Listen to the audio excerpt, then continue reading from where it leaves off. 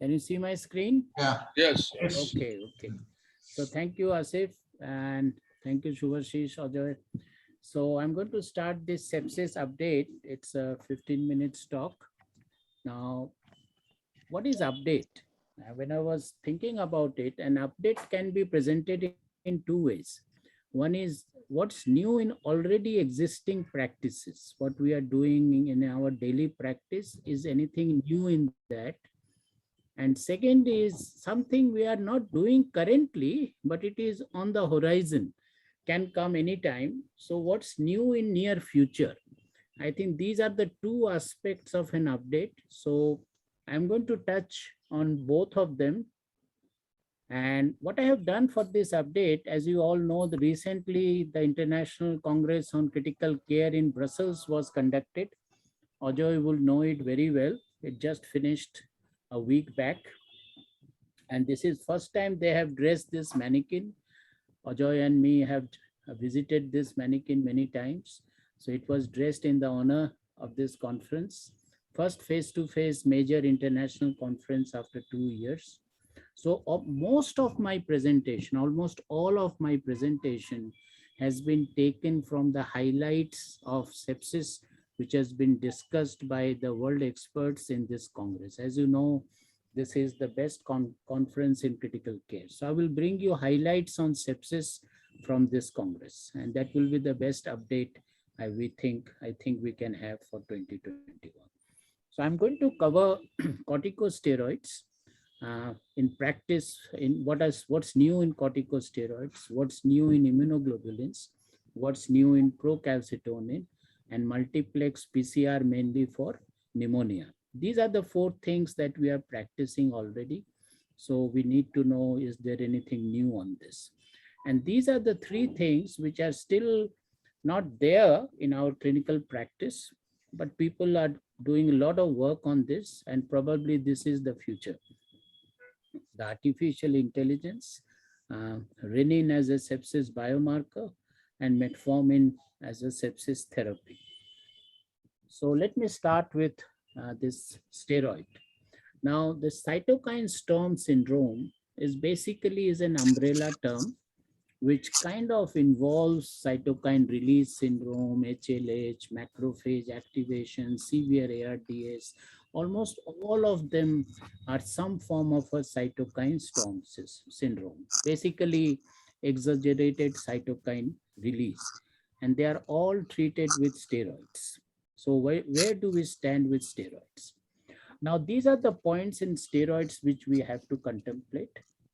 Timing of initiation, and early better than late. Dosage, this is the key point, the dosage. Julius Weir is the one who presented this, and according to him, the dose should be to the maximal saturation of glucocorticoid receptor. And as per his work, he said methylprednisolone 80 to 100 milligram or DEXA 20. This will saturate the glucocorticoid receptors of the body. So this should be the maximum dose of the steroids. Most could be IV bolus or continuous. It can be given up to 28 days, and one should de-escalate. One should gradually de-escalate if it is. I think the slides, yeah, that's fine. It should gradually de-escalate in order to avoid. Please mute. Gradually de-escalate to avoid rebound inflammation. So these are the important points on glucocorticoids. Now, this study, which was done by him, by Julius Villar, where he looked at 139 odd patients of ARDS. This is pre-COVID era. This is ARDS due to sepsis, mostly due to sepsis, in 17 ICUs in 15 cities of Spain. PF ratio less than 200. They all got 1 to 5 days of 20 milligram IV dexamethasone, followed by 6 to 10th day of 10 milligram dexamethasone, and no dexa in the control group. The primary was ventilator-free days. As you could see, the ventilator-free days was definitely more in dexa. So dexa group came off ventilator earlier, and it also had a decreased mortality, 15% decreased mortality in dexamethasone, almost replicating the COVID ARDS protocol. And this was, and it started, you see the curve started deviating from the very beginning, first few days, and it maintained till 60 days. So the long-term outcome, and there is definitely decreased mortality, significantly decreased mortality in ARDS of any etiology for 10 days, 20 milligram for 5 days and 10 milligram for 5 days. What they have done, which is again very interesting, they divided their ARDS as regard the cause. Was it pneumonia? Was it sepsis? Was it aspiration? In aspiration pneumonia, they didn't find much difference. What they found the difference was in pneumonia and in sepsis. Even more interesting was they divided the pneumonias into bacterial and viral pneumonia.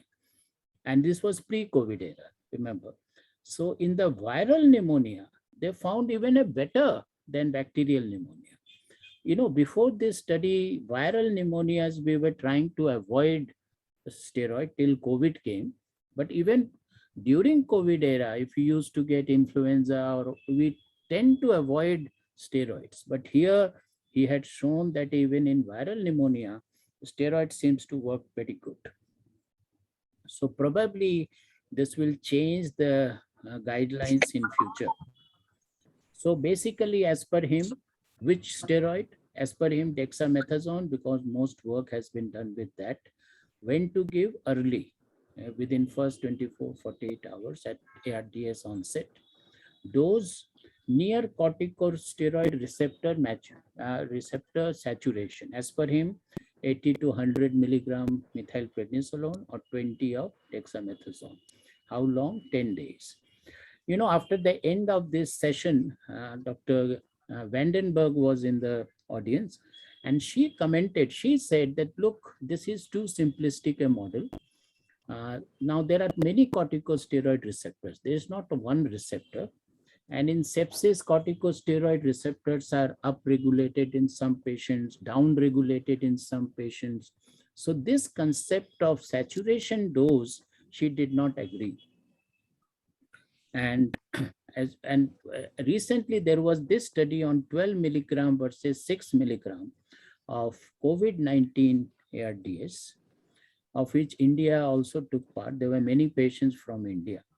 And this was recently, it was a pre-publication in MedRib. The median number of days alive without life support was 22 in 12 and 20 in, so not much difference.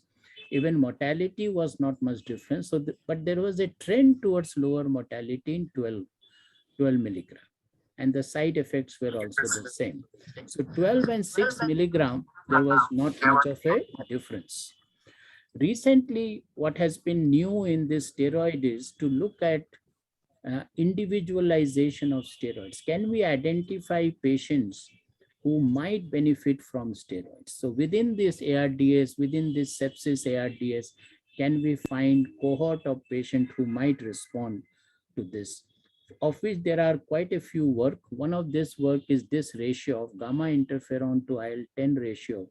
If it is very high, the patient responds to steroids. So I think that is where the future is going.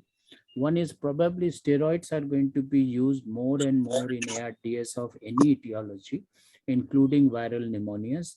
And probably we need to have some more biomarkers to individualize steroid use. So that was on steroid. Second is immunoglobulins. So current place of immunoglobulins, as you know, we are talking about IgM immunoglobulin called pentaglobin, which is available in the market, but has been underused, I must say. And there has been many studies on pentaglobin, and it has found to be favorable. These were the studies done earlier. Recently, in 2021, this year, there was this case control analysis of IgM, and this also contains IgA. And this also showed that there was a survival advantage for IgM and IgA, because a lot of our patients are immunosuppressed during the later phase. And that is where probably this pentaglobin might come. And in fact, I was contemplating, we give so many antibiotics for nosocomial infections. At that time, our host defense is so poor. That is where we have not tried this IgM immunoglobulin so much, but there are more and more data coming out, probably to improve the host defense, because we don't have much antibiotic armamentarium. So this might be another angle that can be seen in this patient. The third is about the sepsis biomarker. Now, what's new in procalcitonin? There's good, bad, and ugly. The good part of the sepsis, the procalcitonin, it decreases duration of antimicrobial therapy, we agree. But most of the time, now the duration is so short, it doesn't help that much, 1 to 2 days. So probably it's not having so much of a benefit. The bad part is Procal can be increased in so many other conditions, and so it might not be that useful. And the worst part, and the cutoff of the Procal is not very clear, especially in ICU population. And the worst part of the Procal is withholding antibiotics in patient with suspected infection and low PCT is the worst part of it. This should never be done. And this is again a practice which I am seeing to intensify therapy in patient where PCT has gone up should also never be done. PCT is not a marker to say that, look, you change antibiotics or you to start antibiotics. That is something has to be done on the basis of clinical and microbiological report, not on the basis of PCT. So one should look at the trend of PCT, not one value of PCT, and look at the clinical context. So that was the message which came out of this. Now, molecular diagnosis of pneumonia, we all know it has got a very good negative predictive value. So if PCR is negative for acinetone, there is no acinetone. But positive predictive value is not very good. Something which is there might be a dead bacteria rather than a living bacteria. It might be a colonizer, might not be a pneumonia. And basically, there are many organisms which are not there in this molecular diagnosis, like Stenotrophomonas. There are a lot of resistance mechanisms which are still not there, like porine, efflux. So we cannot diagnose all resistance mechanisms. So that is what we already know.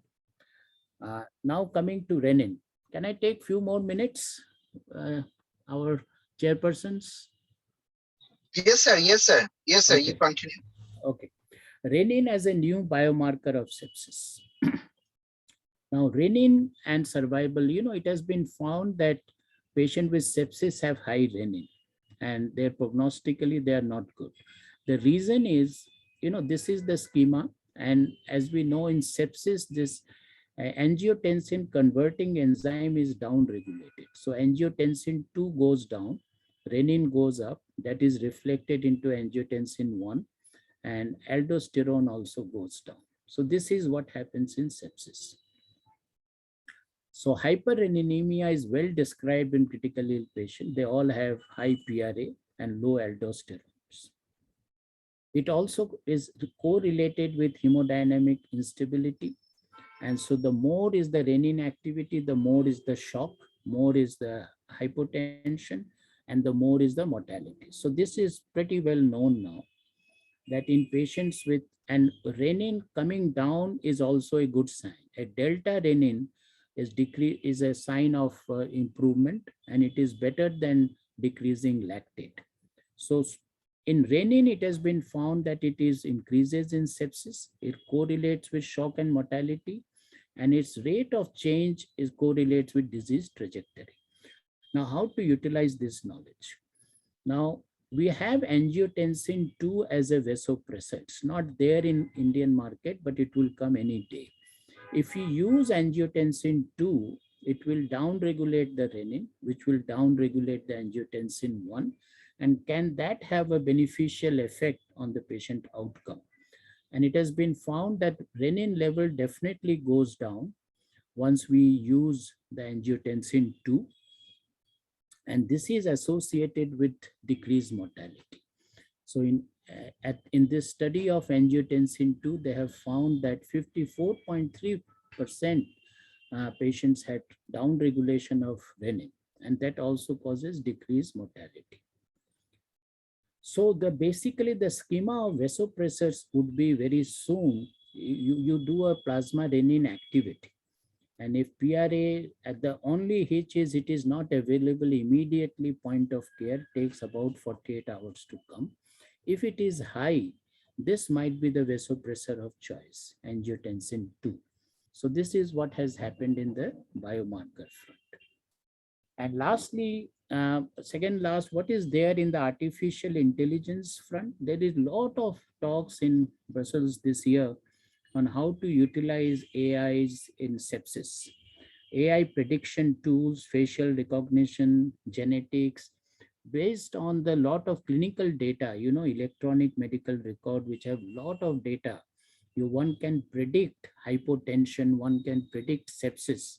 I won't go into details of it, but there are a lot of literature on looking at how to predict AKI, how to predict sepsis, how to predict hypotension, and artificial intelligence has created a lot of fervor, but still it's not prime time for its use.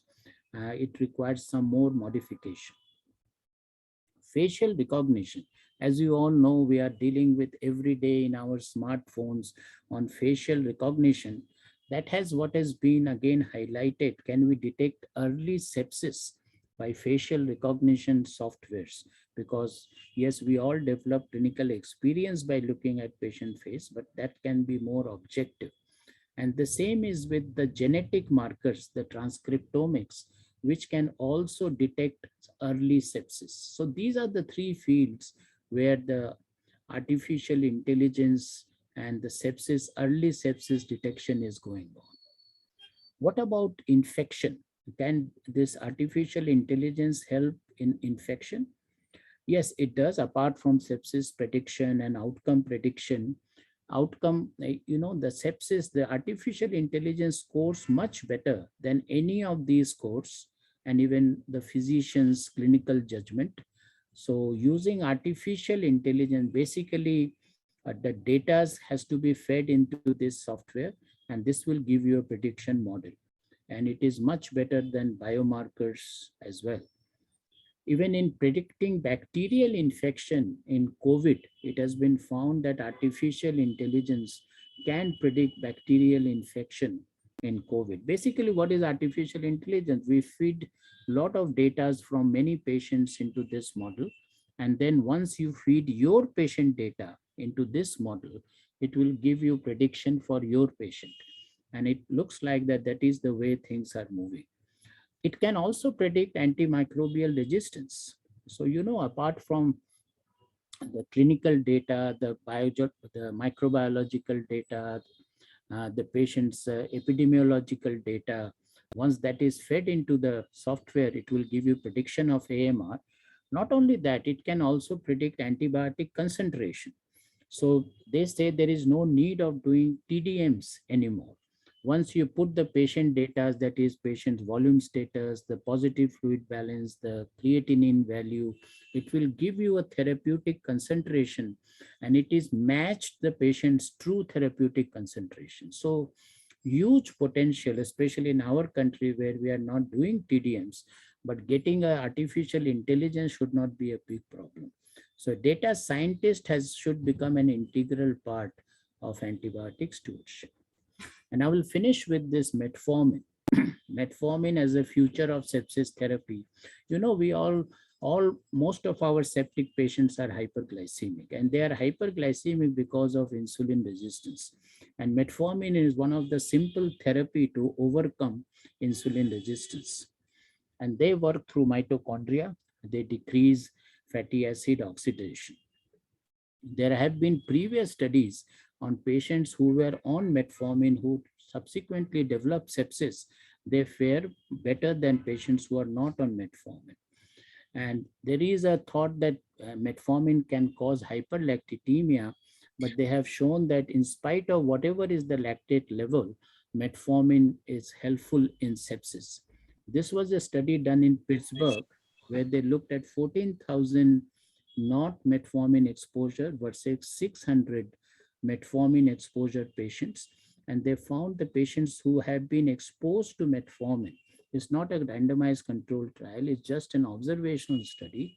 The patients who were exposed to metformin at least for a day post-admission, septic patients, they do better than patients who have been. This was propensity matched by various measures, so they are equal by age, gender, severity, diabetic state, HbA1c, and everything. They found metformin to be better than patients who are not on metformin. So looks like uh, even the acute kidney injury was less in these patients, and the composite outcome of renal response was also better. So metformin might be a molecule of future. It might have been, there should be an RCT on metformin in future. And so they did a subgroup analysis. So even in subgroup analysis, it favored metformin of all the classes. So it's a metabolic reprogramming. That's what it does. And continuation of metformin. Normally we stop metformin. Basically, if a septic patient comes today, normally we would have stopped metformin. But after this, it looks like that until unless we get a robust study, probably there is no, until unless there is a robust reason to stop it, it's better to continue metformin. So today I've covered existing practices. Corticosteroids, use reasonable dose. Think about IgM during the later phase of when patient develops nosocomial infection. Procalcitonin, use it with caution. Multiplex PCR, again, good negative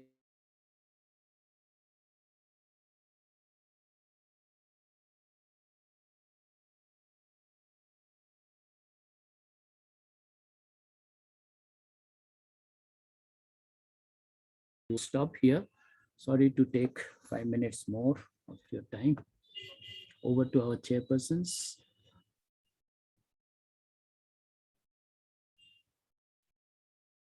Sir, you are mute. Subhasis, sir, you are mute. Yeah, now listen. Can you hear me? Yes, sir.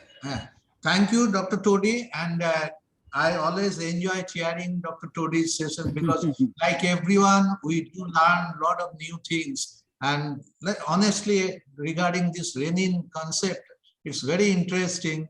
And but I had some confusion that whether it's a observation related to when you have or you have a down regulation of one receptor, there should be some out-regulation of some factors.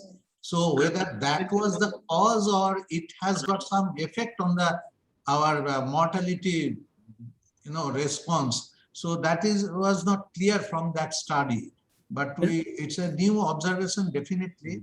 And second thing regarding metformin, as you have mentioned, that most of our sepsis patient has got lactate high because we do lactate frequently, and we had a long time teaching that metformin can increase your lactate, so we tend to stop metformin. So, but it's a new observation that if you keep just going on with that metformin, probably you can save few more lives. That is new, really interesting. So anybody wants to comment? Excellent. And no, I don't. I think this is something which is very, very new, and it is good that it is not harming the kidney. Now, Dr. I just wanted to ask one question. Do you believe in phenotypes in sepsis or ARDS, like inflammatory, hypoinflammatory, or ARDS, which has a diffuse CT, or ARDS, which has a focal CT appearance, and your strategy of ventilation differs? Do you believe in that? Yeah, there are a lot of studies, especially in artificial intelligence used in septic patients. They have divided into alpha, beta, gamma, delta phenotypes. But the most important point is, how is it going to help my patient, right? If you ask that question, can a certain phenotype help in helping my patient? What they have found now, now we have to go one step forward apart from just classifying as phenotypes. They have found like this macrophage activation syndrome. If a patient has a phenotype of predominant hepatobiliary dysfunction in sepsis, they would benefit from this IL-1 blocker. the IL-1 blocker in sepsis, the anakinra, was a failed trial because it did not find it helps in sepsis. Then they did a subgroup analysis and they found the phenotype in that sepsis group, which had a predominant hepatobiliary dysfunction and jaundice and high AST/ALT. Those subgroup phenomenally did better with anakinra. So I think that is where the future would go, that we should not stop at just classifying phenotypes and see which phenotype responds to which kind of medications to improve the outcome. Phenotypes are there in everything, ARDS, sepsis, in your COPDs, asthmas, but we need to, as in your asthma, you have diagnosed phenotype and response to therapy as well. The same concept have to come in sepsis. Which works better. Very interesting, but we have to stop because we have got a time constraint and other panel. So thank you, Dr. Todi. Thank So, you. Thank you very much. Thank you. Wonderful. Sir, Doctor. Yes, sir. Sir, Dr. Resu want to ask one question to you, sir. Yes, Only yes. one question. yes, Please. yes. Good evening, sir, and good evening, everyone. Good evening. Thank you for that enlightening topic, sir. Just wanted to ask Todi, sir, like now, Yeah. like as the metformin thing has been a very new thing for us, for me as well. So now if a patient, a septic patient comes, if the patient is on metformin, we should continue, or if the patient is not on metformin, should we restart? Should we start metformin and see the results? This is an observational data from Pittsburgh. It's too early, but yes, sir. It at least gives you a notion that if there is no compelling reason to stop metformin, it is better to continue it. And then, so the lactate monitoring, how will we judge metformin, I have never seen metformin causing, though it is there in the books, and it causes type 2 lactate. It doesn't causes lactic acidosis. It causes mainly hyperlactatemia. So that is pretty safe. And in these studies, they have shown that it doesn't cause increased lactate. So lactate should not be a big issue. But, these are observational studies. If one stops metformin, nobody can blame that person. But I think this is the field which we have to look out for. That is where the sepsis update is all about. Otherwise, there is no update. Everything we know. Yes, sir. Yes, sir. Thank you, sir. Thank you for a very informative lecture. Thank you. So we will move to our next session. That session is a panel discussion. There are a lot of guidelines, and also the landmark guideline is the surviving sepsis guideline. But how much we are prepared, because the Indian healthcare sector is scattered and it's not very structural. Still now there are a corporate hospital or big hospital is trying to make the healthcare system structural, but the rural area or district area, the nursing home, this is not up to the mark. So how this topic is on that that Dr. Sarmili is our eminent moderator today, and she is a senior consultant, Bhubaneswar Apollo, and she is also our zonal ICCM member in national level. And I will request Dr. Sarmili to take over the session and introduce your other faculty, other panelists. Dr. Sarmili, yes. Thank you, and good evening to one and all. At the outset, I would like to thank you, Dr. Asif, and the organizing team for this opportunity today. And this is an excellent topic, actually, though quite basic and relevant to our day-to-day practice.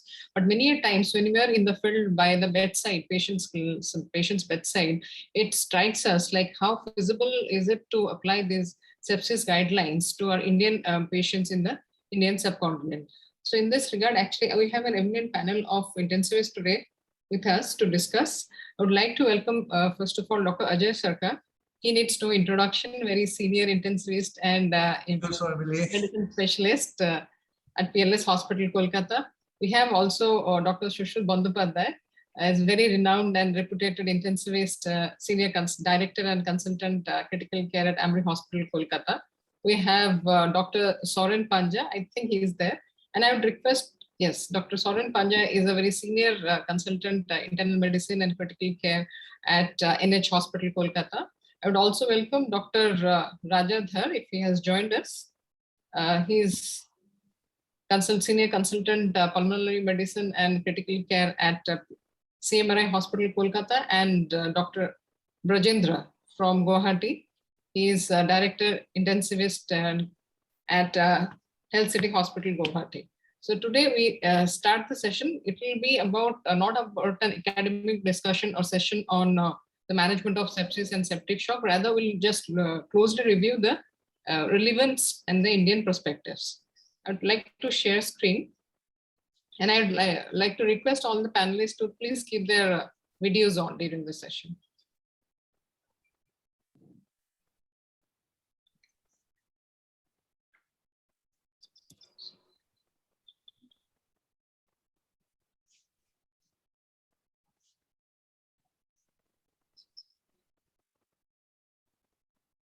I hope it is visible to all. Yeah. Yes. Okay, great. So this is a broad outline of the discussions. We have 30 minutes. So first of all, I would like to proceed with the introductory statement that the sepsis 3, that is the newest definition we have available since 2016. Now, sepsis 3 is being defined as a life-threatening organ dysfunctions caused by a dysregulated host response to an infection caused by an microorganism. So there are 3 components of it, and organ dysfunctions have been emphasized with a change in the baseline SOFA score from more than equal to 2 from the baseline score. Again, the term which has been thrown into oblivion is severe sepsis. So instead of that, the septic shock has been retained, and it is defined as a patient who has got persistent hypertension, which requires vasopressors to maintain a MAP of more than equal to 65, a lactate level more than 2. And of course, it indicates a higher hospital mortality, more than 40%. Now, so my first question will be to Dr. Shushil Bandopadhyay.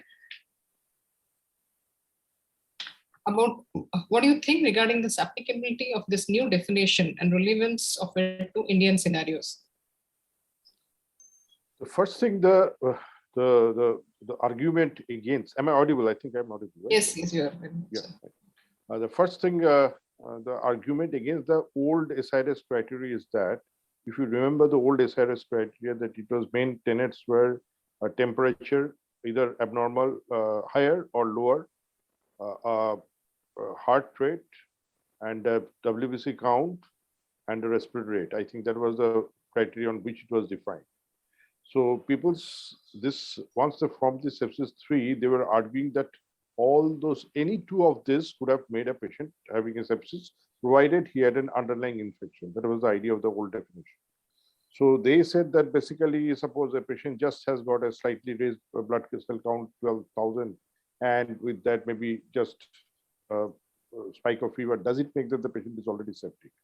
So does it tell that this patient has got increased mortality? Because our idea is to pick up those patients who has got increased mortality because of this syndrome. It should be an infection. It should be a dysregulated immune response, which of course we cannot prove that way. But third is that we need to show something that it shows that it has got an effect on the patient's mortality.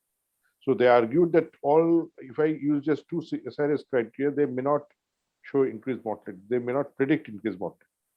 Rather than that, we can use a SOFA score, which has got definite indication to mortality. The advantage of SOFA score per se is that it can be started at any point of time, and you can start off with a baseline SOFA score and do a second SOFA score and show that there is a change in 2 points in the SOFA score and show an increased 10% mortality. So this sounds very logical. That's no. So you think the sepsis 3 definition is better and more applicable, widely applicable? Yeah. Suppose I'm telling you a typical scenario. A patient has been admitted. Let's say with just a simple fever. He has got a UTI and he has got a 12,000 count and raised temperature. So does it make this patient septic patient? It may not. Just all patients may have a slightly raised count and he or she has met 2 criteria, SIRS criteria, but he or she may not be sepsis. Then you come into the question of whether it's a mild sepsis or moderate sepsis, which again has been argued against, because if I mean sepsis, I mean something serious. That's the idea, right? Right. But So what so do you far think is about, right, sorry, what do you mean about the Q-SOFA score? What do you think about it? Is it useful, you believe? SOFA is basically for SOFA score you need a blood gas. SOFA score you need a blood gas, you need renal functions, etc. So if you're going to the bedside and trying to diagnose immediately, you may not be having this. And Q-SOFA is very simplified. It's to be applied on the bedside at the instant you approach the patient. You've got just mental faculty, slight, change in mental faculty, you've got respiratory rate, and you've got a blood pressure, low blood pressure. So any one of them makes a Q-SOFA score of 1. So rather than diagnosing, I feel that this makes the clinician aware that this particular patient might be suffering from sepsis, which needs to be confirmed by, and then you take proper investigation to see whether the patient is actually in sepsis or not. Q-SOFA, when compared with this modified early warning system, it was proven to be less specific. That is the limitation of Q-SOFA. It's very simple thing, but then it is sensitive and you can pick up that. It makes you aware that this patient might be septic, and then you can prove. Looks, it is too simplistic and wider sensitivity. Yeah. I think that when this first it was declared in the Congress, Critical Care Congress in 2016, there were a lot of criticism around also from around the world, and some were published and some were not. And there was also open letter from the Latin American Institute of Sepsis. They also have had reservations about supporting this diagnosis of LIMS 3 definitions, because apparently many of these developing or the MIC or the low middle class or low economy countries were not included in this consensus definitions.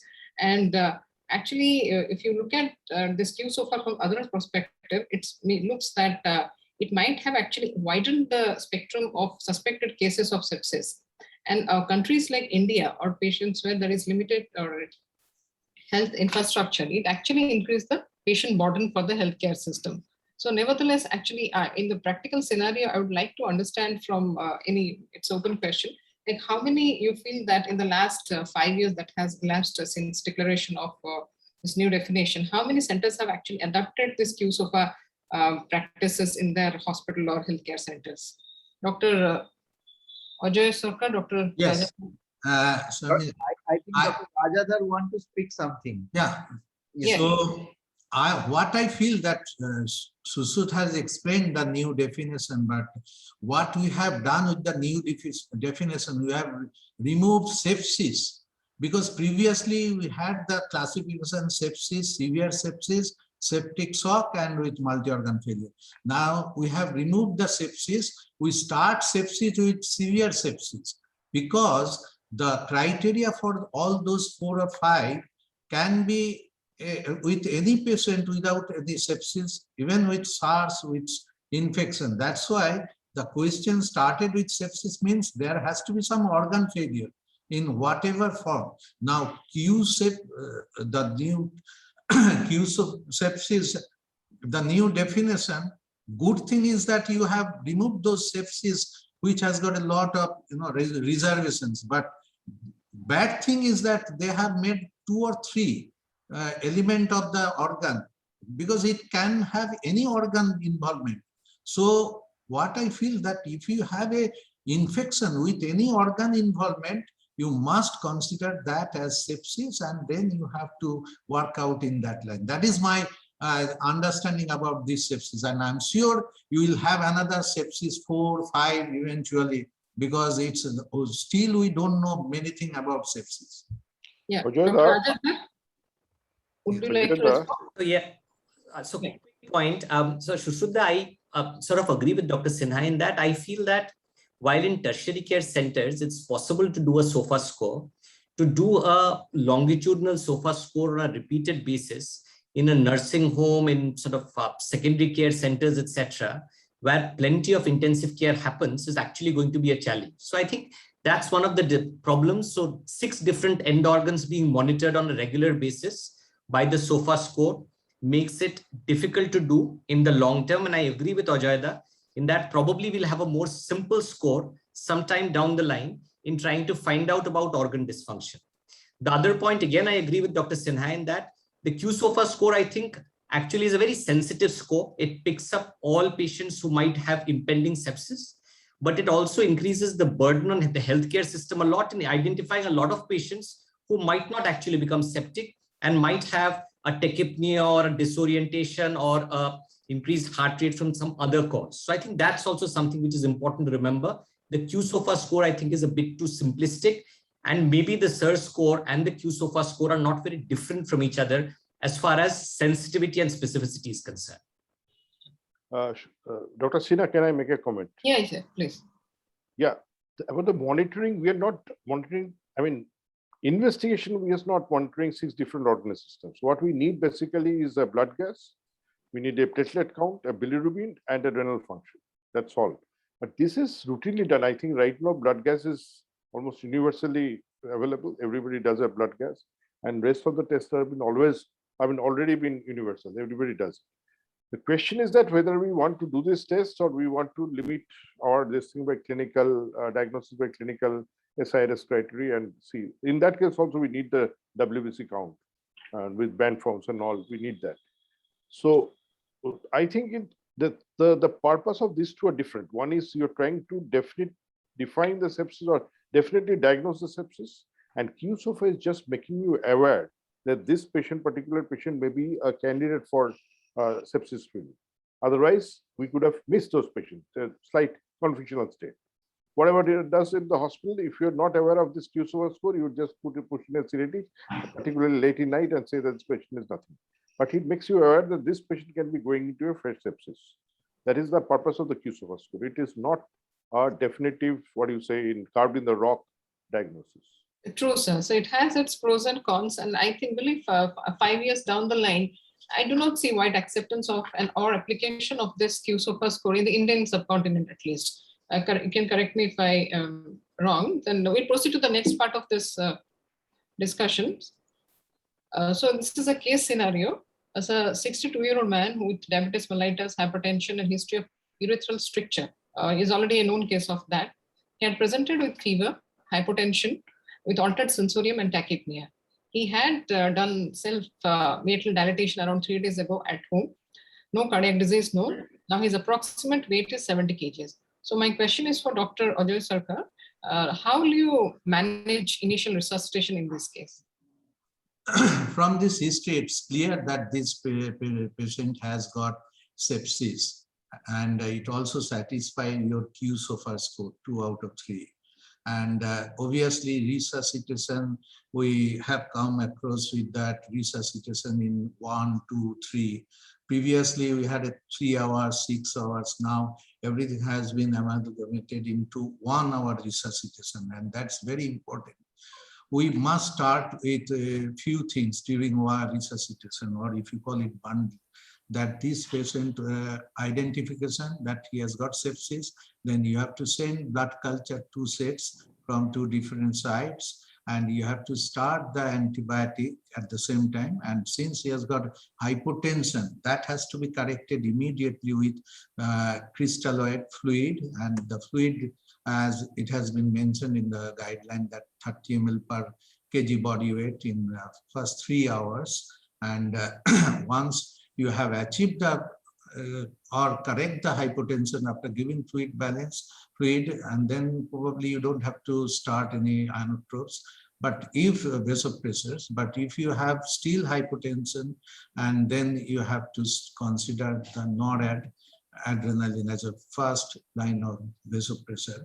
And very important that during taking blood, you must send 1 lactate, and that has to be repeated another lactate, because the resuscitation will be completed by 2 things, your blood pressure and the lactate level.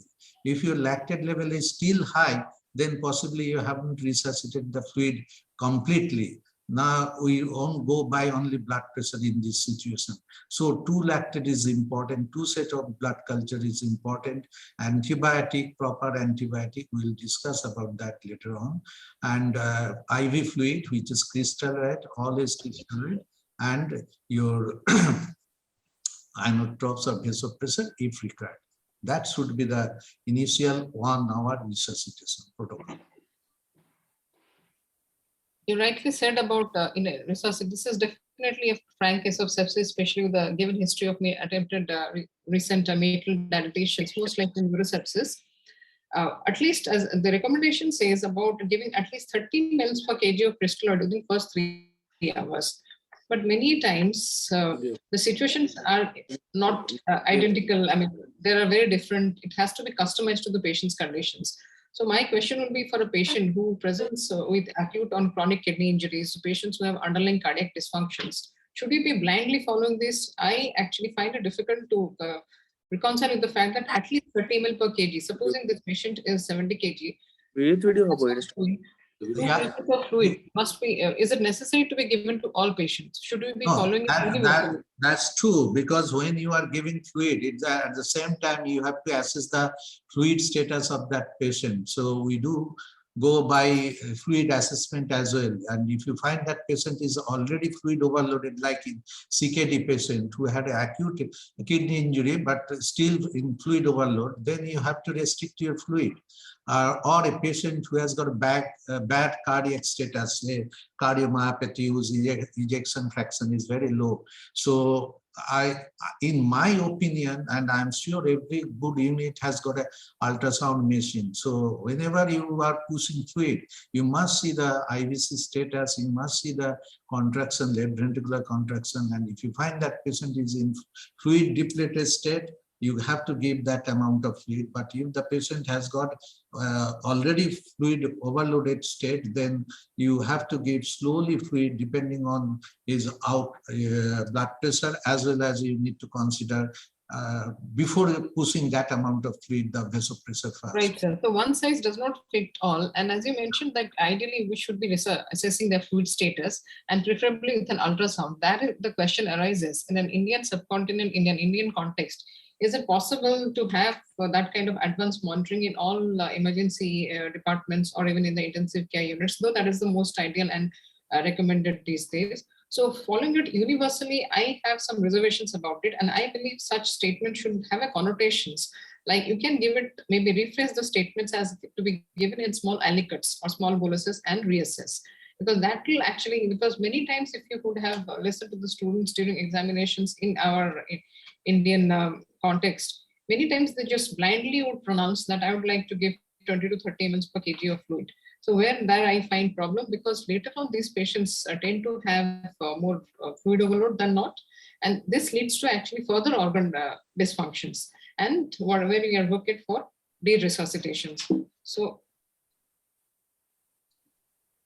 my next question is about hemodynamic monitoring. Dr. Soren Panja, is he there with us? So yes, this patient has been given, as Dr. Ajay Sarkar recommended, that has been given 2 liters of crystalloids and needs vasopressor support now to maintain his blood pressures. So now what all hemodynamic monitors would you like to use for this patient? Regarding the monitoring, we know right now there are the concept that there are static monitoring or dynamic monitoring. As we know, there are some earlier we used to put on, say, sometimes central line, then there are arterial lines as well as. So those are the static monitoring earlier we used to do, but there are certain limitations for those things, but still it is the most commonest we can use it. So pulse, blood pressure, or sometimes urine output, as well as if possible an arterial monitor. These are the basic things comes in the category of the static monitoring. In spite of the limitations, these are the initially we can do it, and it can be easily available in most of our situations. And other than that, there are for the dynamic monitoring. So there are defined things in terms of the fluid, whether the patient may require fluid or may not require fluid. So there are defined, if the patient is having some arterial line, we can look for some systolic pressure variation, then pulse pressure variation, or sometimes the stroke volume variation. But this needs actually some kind of software in our monitoring system. And that sometimes in our hospital, because it is in our context, so our means not in my context only. If we think about the Indian scenario with some secondary as well as tertiary, so some areas may not be available with this type of system. But from the graphics also, sometimes we can judge and guess. Other than that, sometimes also we can, in a bedside, we can also monitor sometimes the passive leg raising test. So during that time, once we are elevating both the lower limbs of the patient or both the legs, so that time also there should be the ultrasonography machine that should be there. So with that, ideally we should monitor the cardiac output. So that type of thing should be there. Along with that, there are other calibrated, non-calibrated system. So some relatively most of the tertiary care hospital, they might have one or two different type of monitoring. So non-calibrated system, there are flow track or sometimes non-calibrated system like PICO, LITCO. So these may not be easily available.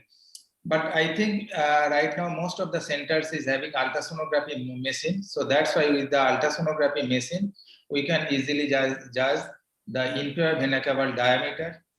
And sometimes if the patient is on ventilator, then collapsibility, distensibility, as well as the superior vena cava diameter that can be judged.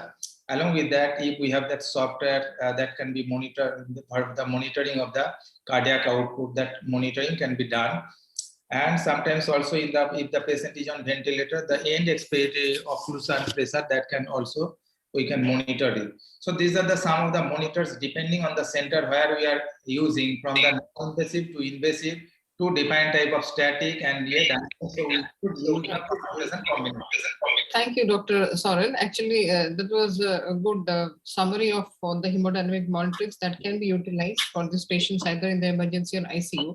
But all these modalities of this advanced monitoring got challenged in the time of COVID, when the patients, and this is the recent guidelines about COVID and shock in 2020 from this same Surviving Sepsis campaign team, that they confine mostly the recommendations to capillary refill time, serum lactate measurements, and bedside clinical assessment of urine output. Urine output is often known as cardiac output for a poor patient. So because this advanced monitoring, which you talk about, this ultrasound or assessment of the cardiac parameters to judge the fluid responsiveness, all this for obvious reasons could not be practiced or recommended widely to be used in COVID units when the patient present with shock. So that is why we need to have knowledge of both the clinical assessment and the advanced monitors at the same time. But as you rightly said, that in Indian context, availability of this ultrasound machine, availability of the skilled personnel to use, and its interpretation, these are in themselves are also challenges. So we'll come to hemodynamic targets. Now this patient is has got fluid, is on vasopressors. He had got some hemodynamic monitoring set in for him. I'd like to understand from Dr. Rajadhar about what kind of hemodynamic targets would you like to set for this patient? Thanks. Just wanted to add to your previous statement about COVID. I think a lot of the statements made in the revised guidelines for COVID were actually more from beds getting inundated, lots of patients, not enough manpower, rather than scientific reasoning. I think that is something probably that we should take into consideration when we go forward in this so-called non-COVID world, hopefully. So I think Shorinda spoke very nicely about the hemodynamic monitoring. So I'll put it simplistically and in brief. I think when you're looking at blood pressure, you're looking at a mean arterial pressure of somewhere above 65 or 70. So 65 is what's recommended, and you might want to have it above 70 as mean arterial pressure. You can also monitor the systolic blood pressure. We have spoken about other parameters of hemodynamic monitoring, invasive parameters of hemodynamic monitoring a little while ago, and I think it's probably not beneficial to repeat them again. As far as clinical and biochemical parameters are concerned, I think Dr. Todi spoke very nicely about procalcitonin. I'll repeat it once more because he's been thorough. So procalcitonin, I think, is a very useful tool in de-escalating antibiotics. It's useful in cutting down the duration of antibiotic therapy. There's one study from about 7 years ago, which I recall, where the absolute value of procalcitonin, which was quoted as being above 2, has a separate higher risk for mortality while the patient is on treatment. However, there are other studies which have shown escalating antibiotics or changing antibiotics just on the basis of procalcitonin will have its demerits. So procalcitonin mainly for de-escalation rather than escalation. Dr. Sharkar spoke a little while ago about lactate. I think lactate is an excellent marker of tissue hypoperfusion, and hence lactate levels which come on an ABG is something that can be easily monitored to make sure that tissue perfusion has been restored adequately when you're trying to make sure that the patient is rehydrated on an adequate basis. You spoke about urine output. So I'm sort of going back to clinical parameters again. You spoke a little while ago about urine output, and I think that's very, very important that urine output be monitored along with the blood pressure. And again, you made a very important point on the slide in front of me.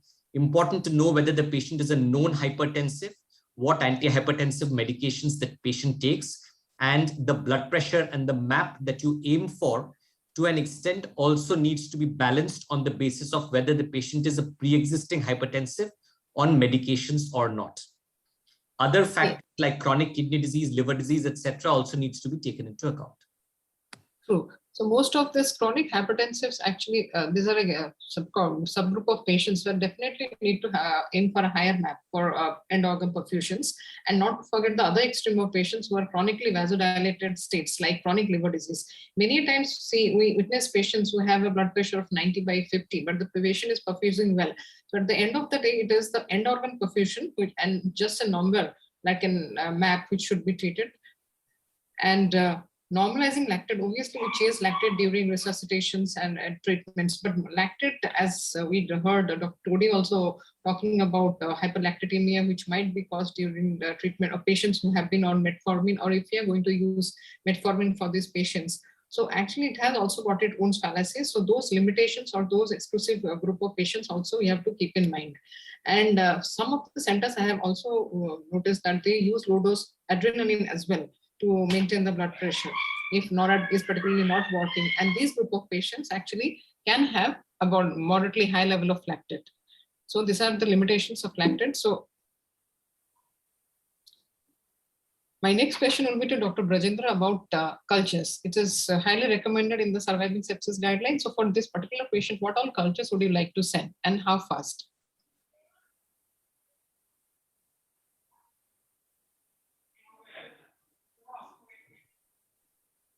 What all cultures would you like to send for this patient? I think you are muted. Dr. Brajendra, you are muted, I think. Yeah. We can't hear you. We can't hear you. Dr. Brajendra, you don't have a headphone plugged in by any chance, do you? Yeah, please remove it then. Yeah. Am I audible now? Yeah. Yeah, sorry, Dr. Sarmili, I was on the way. Anyway, just one two comment before I start my point. One is we are discussing about sepsis in a hospital, in big hospital. We are excluding almost 60% of the rural hospitals where probably lactate will not be measured as a bundle, where probably there is no microbiologist with a microbiological data to get.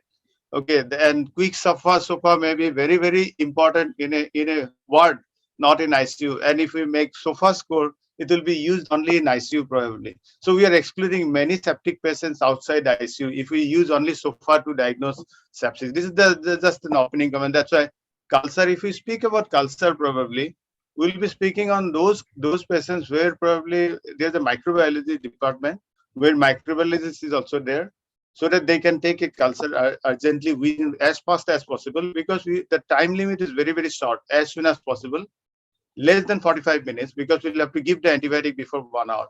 So that you should take a paired culture, 2 sets of culture, both aerobic and anaerobic, and we're supposed to see the urine culture also here, urine routine examinations and urine culture, including probably fungal sepsis, fungal culture should be sending. And fast means it should be as early as possible. The fast culture should be taken as early as possible. Should be feasible within 45 minutes. But if it is delayed, many a time the technicians may not come. Many a time the ready-made culture tubes may not be available. So in that case, probably we'll omit those things. And that happens in probably more than 60% of cases. Yeah. Do you think like asking for this cultures actually delays administration of antibiotics in the Indian context? Because many a center, if you're discussing about Indian context, probably if you see almost 60, more than 60, around 62% of the hospitals are rural hospitals without having a microbiologist. and no microbiology department. There, they will not even think about sending a culture. In those situations, probably if we are discussing about Indian context, the first dose of antibiotic will be more important than sending the culture, because the culture will be going to a collection center. Maybe that will be plated. That actually delays the antibiotic injection. That's But a very again, good and pertinent point. yeah. But that doesn't mean that we should not be asking to send cultures. The point to be kept in mind that actually asking, if you're asking your paramedic staff to collect culture and then give the antibiotics, many times actually the administration of antibiotic itself gets delayed, and up to maybe 3 hours, 4 hours, patient may not have got the first dose. So that's where the misery and the fallacy lies. So. Yes. And many times I wonder, like we are insistent that take the cultures and then give the antibiotics. But actually, as you said, we just discussed that it should not be so that even if the patient has, yes, I understand if you have given the antibiotic and drawing cultures later on, the chances of my positive microbiology isolations goes down, but it is not becomes zero. So nevertheless, I think that let the patient have the advantage of having the first dose, and later on, as you know, circumstances are favorable, the appropriate cultures can be done for these patients. And as you rightly Dr. Sharmila, we have very yes, we'll take 10 minutes because I think we started a bit late. Yeah. And also Dr. Rajadhar is in a hurry. So okay. Please. So I think we can allow Dr. Sharmila to speak because most of my part, she's also taking care of that. So please go ahead. So I'll not try not overlap your parts. Okay, my next question will be to Dr. Shushruth about what kind of antibiotics would you like to choose for this patient? He is on vasopressors now and most likely a suspected urosepsis. Dr. Shushruth. Yeah, am I audible? Yes. So basically the question, I'm just, the time is short, I'm directly going to the question that when we should use PNMs, when you should settle for BL-BLI combinations, when you should think something different.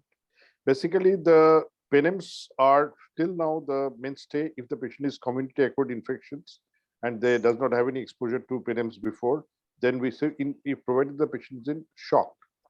If the patient is not in shock, not in imminent danger of death, we may allow BL-BLI combinations. The reasons, I'm not going into the details. If you ask me, I'll discuss them. And if the patient has got a chance of a hospital-acquired infection or already exposed to PNMs, then you need to change. If it is a urinary tract infection, possibly you need to go for colistin. If it is a lung infection, possibly you need to go for poly B. So depending on the hospital flora, I think you need to do that way in a septic shock patient.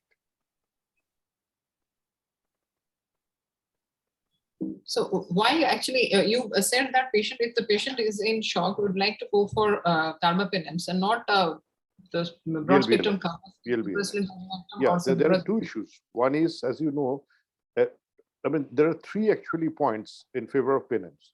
One is that some of these community-acquired infections in our country may be MCs, which are resistant to BL-BLIs.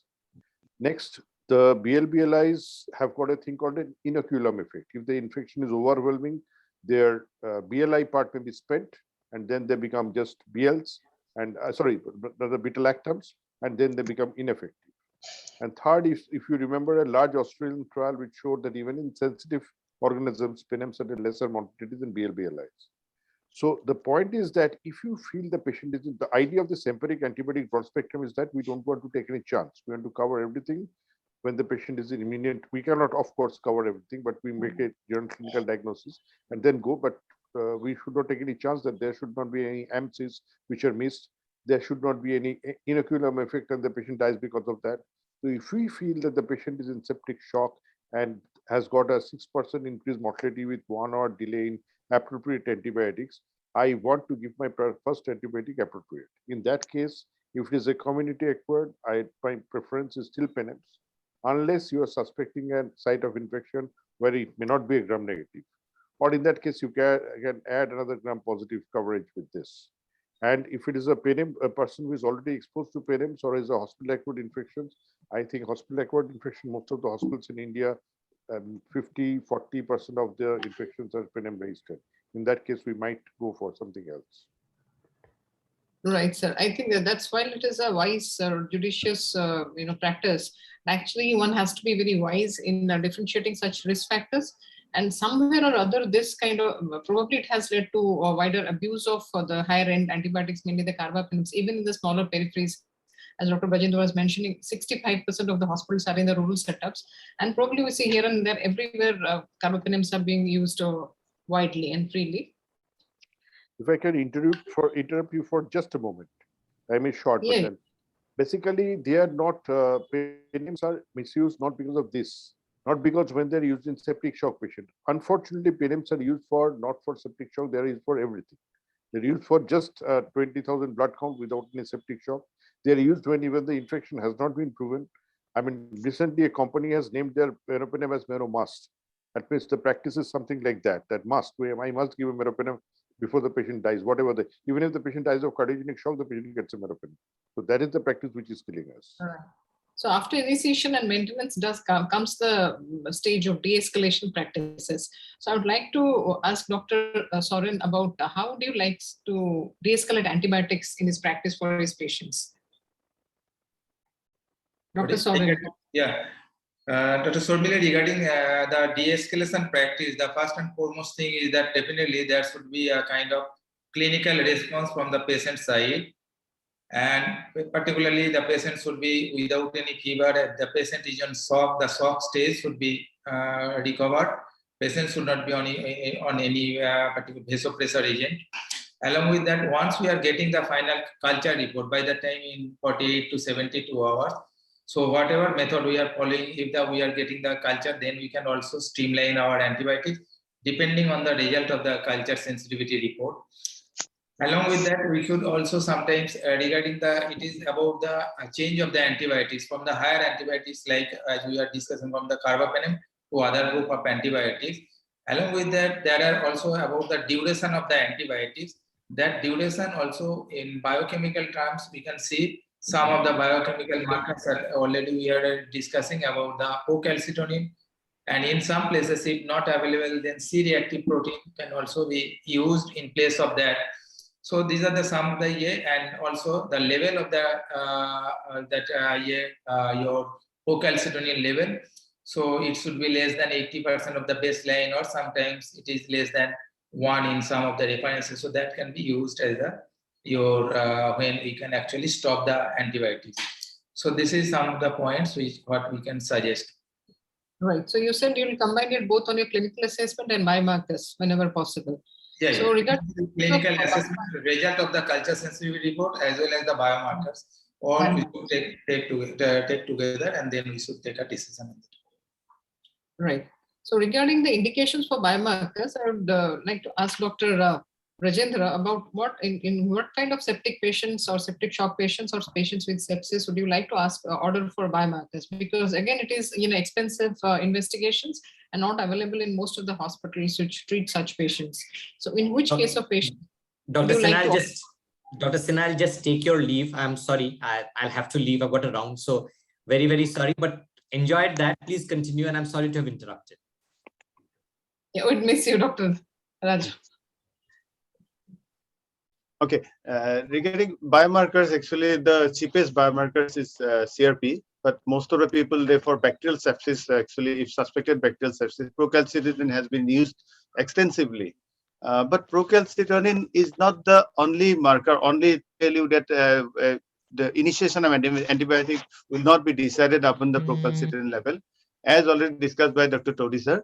But the de-escalation part, if you see the de-escalation part, if procalcitonin drops down 80 log from the beginning, and then probably, or it becomes negative after clinical resolution, probably on day 5, or the decision to continue antibiotic will be decided upon, or de-escalation may be decided upon on that. But again, the cutoff value is also important, initial cutoff value. It has not decided whether this is 0.1 or 0.25 or that's why. So in the COVID times, actually, when the immunosuppressants like to see the high dose steroids were being used, there were a lot of lot of conditions where it may be falsely high also, even pancreatitis, trauma, then a lot of other conditions, burn, then procalcitonin may be falsely high. So it will not be helpful in that situation. Even in pregnancy also it. So So coming to choosing the fluids about crystalloids versus colloids and balanced salt solutions versus normal saline. So I would like to ask the panelists, Dr. Ajay Sarkar and Dr. Soren, what kind of fluids would you use between, if you have to choose between, obviously there is a consensus that the crystalloids are better than colloids in resuscitations and even during maintenance if required. But if you have to choose normal saline versus balanced salt solutions, which one would you prefer? Dr. Ajay Sarkar? Regarding your fluid, if you are giving for resuscitation of shock patient only, then crystalloid is fine. And that can be normal saline as well, because you are not giving more than 3 liters.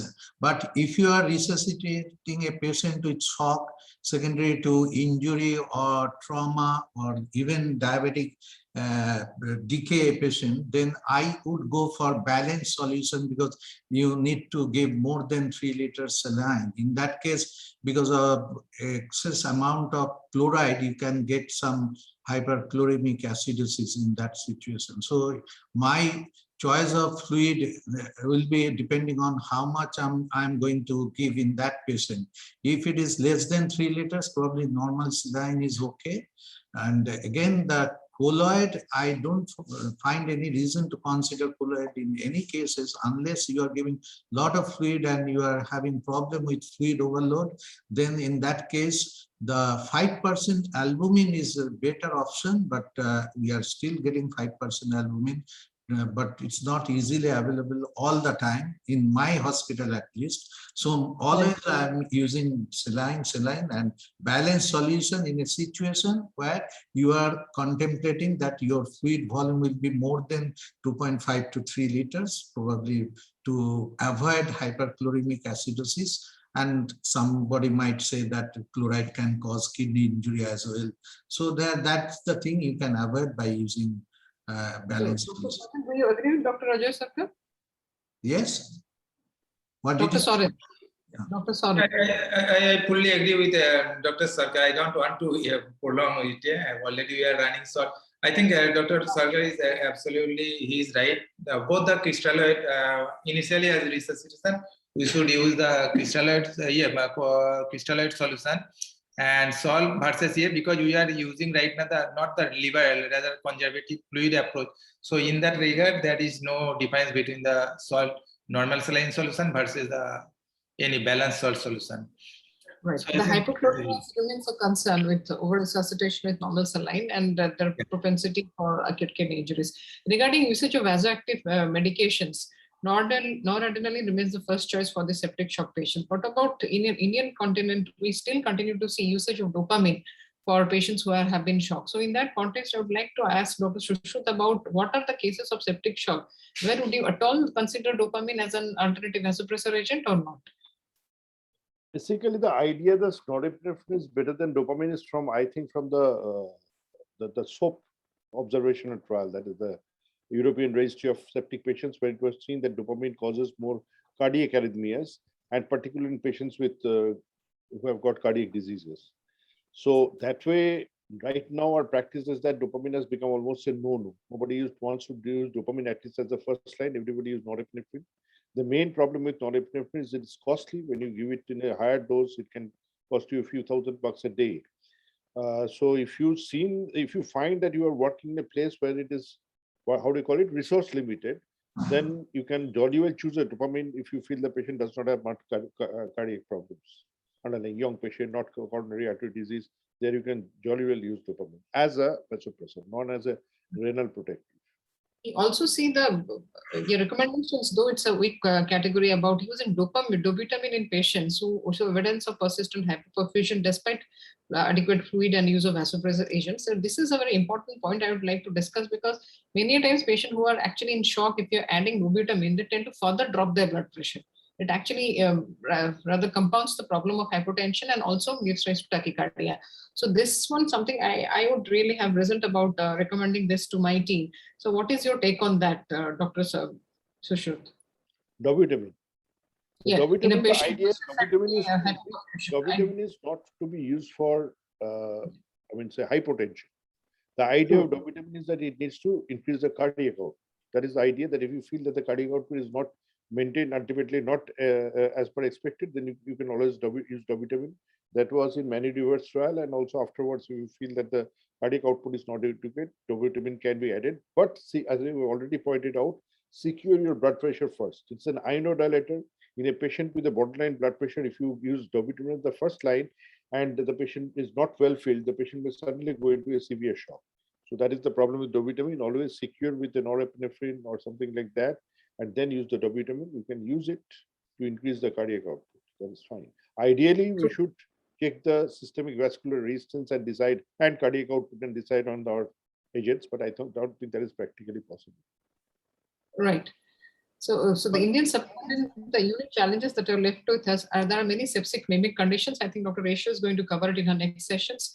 Mostly those are the tropical fevers, dengue shock syndrome, so we may not have a bacterial sepsis, and late reference. Patient might be, already suffering in the illness at home, and very lately they present to a proper hospital or maybe a primary to secondary and then to tertiary hospitals. And the extreme heterogeneity of the healthcare infrastructures. I'd like to quote one survey that was conducted by KPMG in the year 2015, where it was found that 85% of the healthcare services were rendered by private healthcare setups. So that is a striking figure. I wish it has changed by now in 6 years. And compliance in adherence to protocol. This remains a big issue, even in big corporate hospitals, even bigger teaching tertiary hospitals. Compliance to adherence to the protocols for sepsis, it still remains, not far from ideal most of the cases. So I'd like to, it's an open question, like I'd like to hear comments from the panelist, Dr. Ajay Sarkar. Do you agree with this or anything you'd like to add? I fully agree with your comment about this, because these are the situations where every patient is different, and medicine, the knowledge, science is the knowledge, but the practice of medicine varies from patient to patient, also varies from disease to disease. So I fully agree that in these situations we need to apply your own judgment, addressing their problem in different angles. That's my perception. Regarding can I comment one thing about this de-escalation? Just one comment, because what I find that it doesn't mean that you have a blood report there saying that BLBLI is sensitive and you have been on carbapenem, so you change over to BLBLI. It all depends on the nature of the infection. If you find that your infection needs 2 weeks or prolonged treatment, then probably, because most of us are getting that reports during 4th, 5th, 6th days, the culture report. And even with bacterial culture, the first day they will say that something is growing. Second day they will confirm, and the sensitivity pattern we are receiving on after 48 hours. So by that time, patient has got some improvement with the drugs. So for a pneumonia, you don't have to give more than 7 days treatment if it is just pneumonia, unless there is any empyema or abscess or anything like that. So I find that if you have gram-positive infection, then you must change, and because gram-positive has to be given at least 2 weeks, or if it is pseudomonas, you have to give at least 2 weeks or 10 days. That is my perception about de-escalation. So most of us agree that it is the early identification, good resuscitations, and it has to be customized to the patient's profiles, because one size won't fit all. And de-escalation as appropriate time still remains a challenge. And in one of the actually pilot studies in our center in 2014, we found that de-escalation was only happening properly, if we go according to the recommendations, only in 16% of cases, 16% of cases. It has changed thereafter. So still there is scope for improvement in this scenarios. And one consistent observation is about this Surviving Sepsis Guidelines 2016, that most of these actually recommendations are weak and based on low quality data, and few of them are actually best practice statements. And if you're a believer of evidence-based medicines, is one of the most widely followed and discussed guidelines in the world in the field of critical care medicines. But if you see take a close look at this, these are mostly weak recommendations and low quality data. So I think it is time for revision of these guidelines, and maybe in the Indian subcontinent, because we have such a variety of patients and disease spectrums, we might come out with our own sepsis guidelines. And at the end of the day, it's a clinical assessment and judgment which should stand superior to all the recommendations and blood test and imaging. Thank you very much, all the panelists. Can I make a comment? Thank you. Can I make a comment, please? Just one Yes, comment. yes. Because I wanted to say that because we have been discussing about surviving sepsis guideline, but I want to just mention one thing. There is another thing like sepsis management in resource poor situations, which is actually endorsed by European Society of Intensive Care Medicine and published in 2019. It's extremely good book. Probably why dopamine is being used in resource constraint situation. How you can use vasopressors without using a central line, which is very, very prevalent in peripheral hospitals, maybe in the village hospitals. I think we should be having more time discussing even those situations, where in resource poor situations probably we will be using those kind of innovations, and these are guidelines, in fact. Thank you very much. Thank you, sir. Thank you, Dr. Sarmila, for this wonderful session, and thank you all panelists. We will move to our next session. That next session is the little bit controversial session, whether we should follow this guideline to all patients or not, because already Dr. Sarmila raised this question. There are a few things are sepsis mimic, those that are not proper sepsis. And for this session, our moderator is Dr. Rishu Gupta.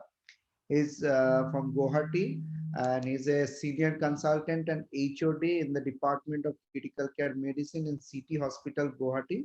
So I will request Dr. Rishu to introduce your panelist, and please continue the session. Okay, thank you so much, Dr. Asif. So I won't take much time because already we are far behind time. And thank you, Dr. Sharmili, for making my half of the job done.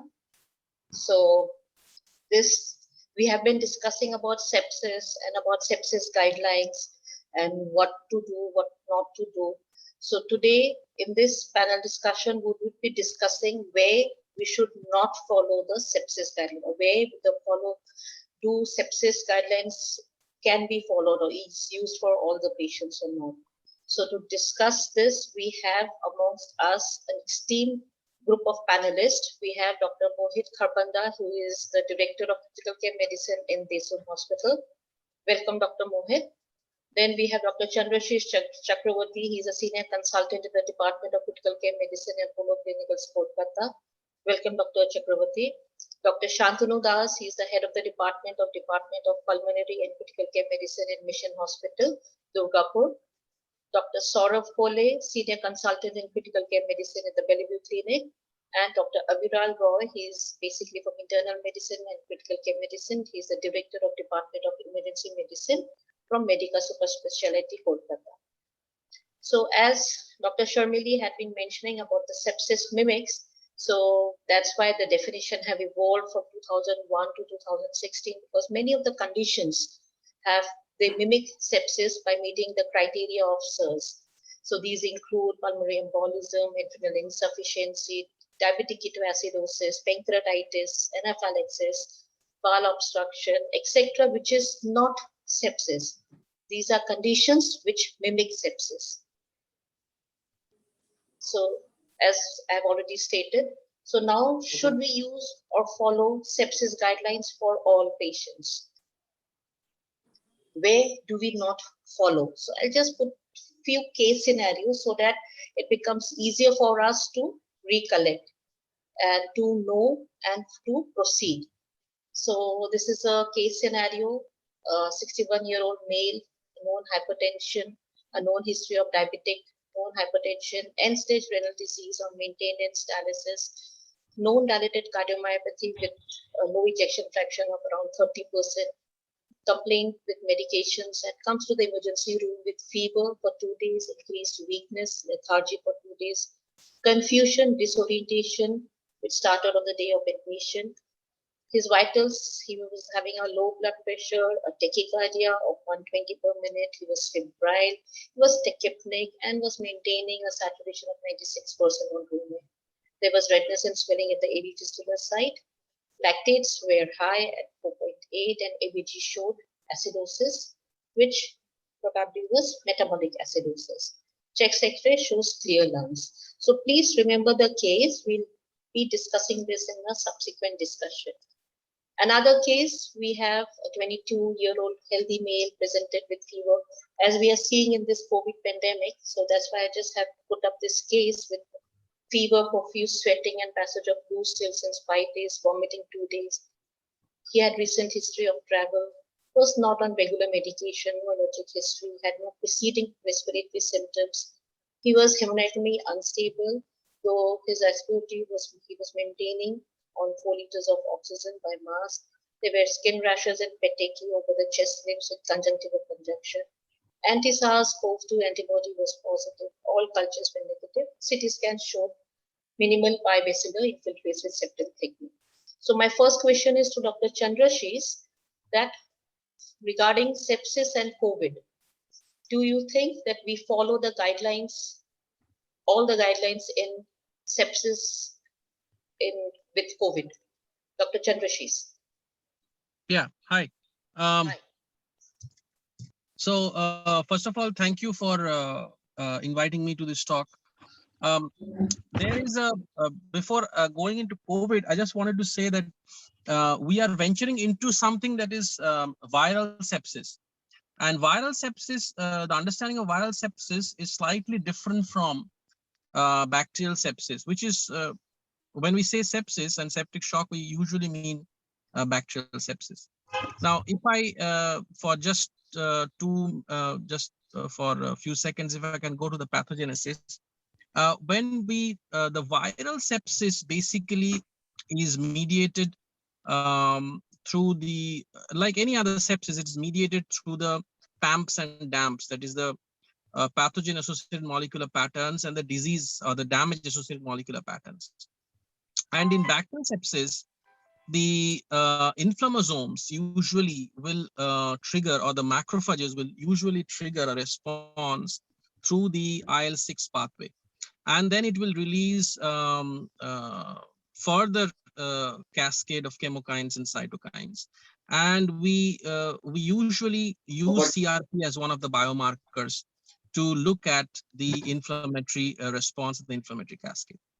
On the contrary, when we look at viral infections, if whether it is COVID, whether it is dengue, other hemorrhagic fevers, etc., the pathogen-associated molecular patterns, usually through the inflammasomes and macrophages, will activate a different pathway, interleukin-18 kind of a pathway. And although it can also increase IL-6, but the IL-6 increase is much less. Although there's a lot of hype in COVID-19 about IL-6,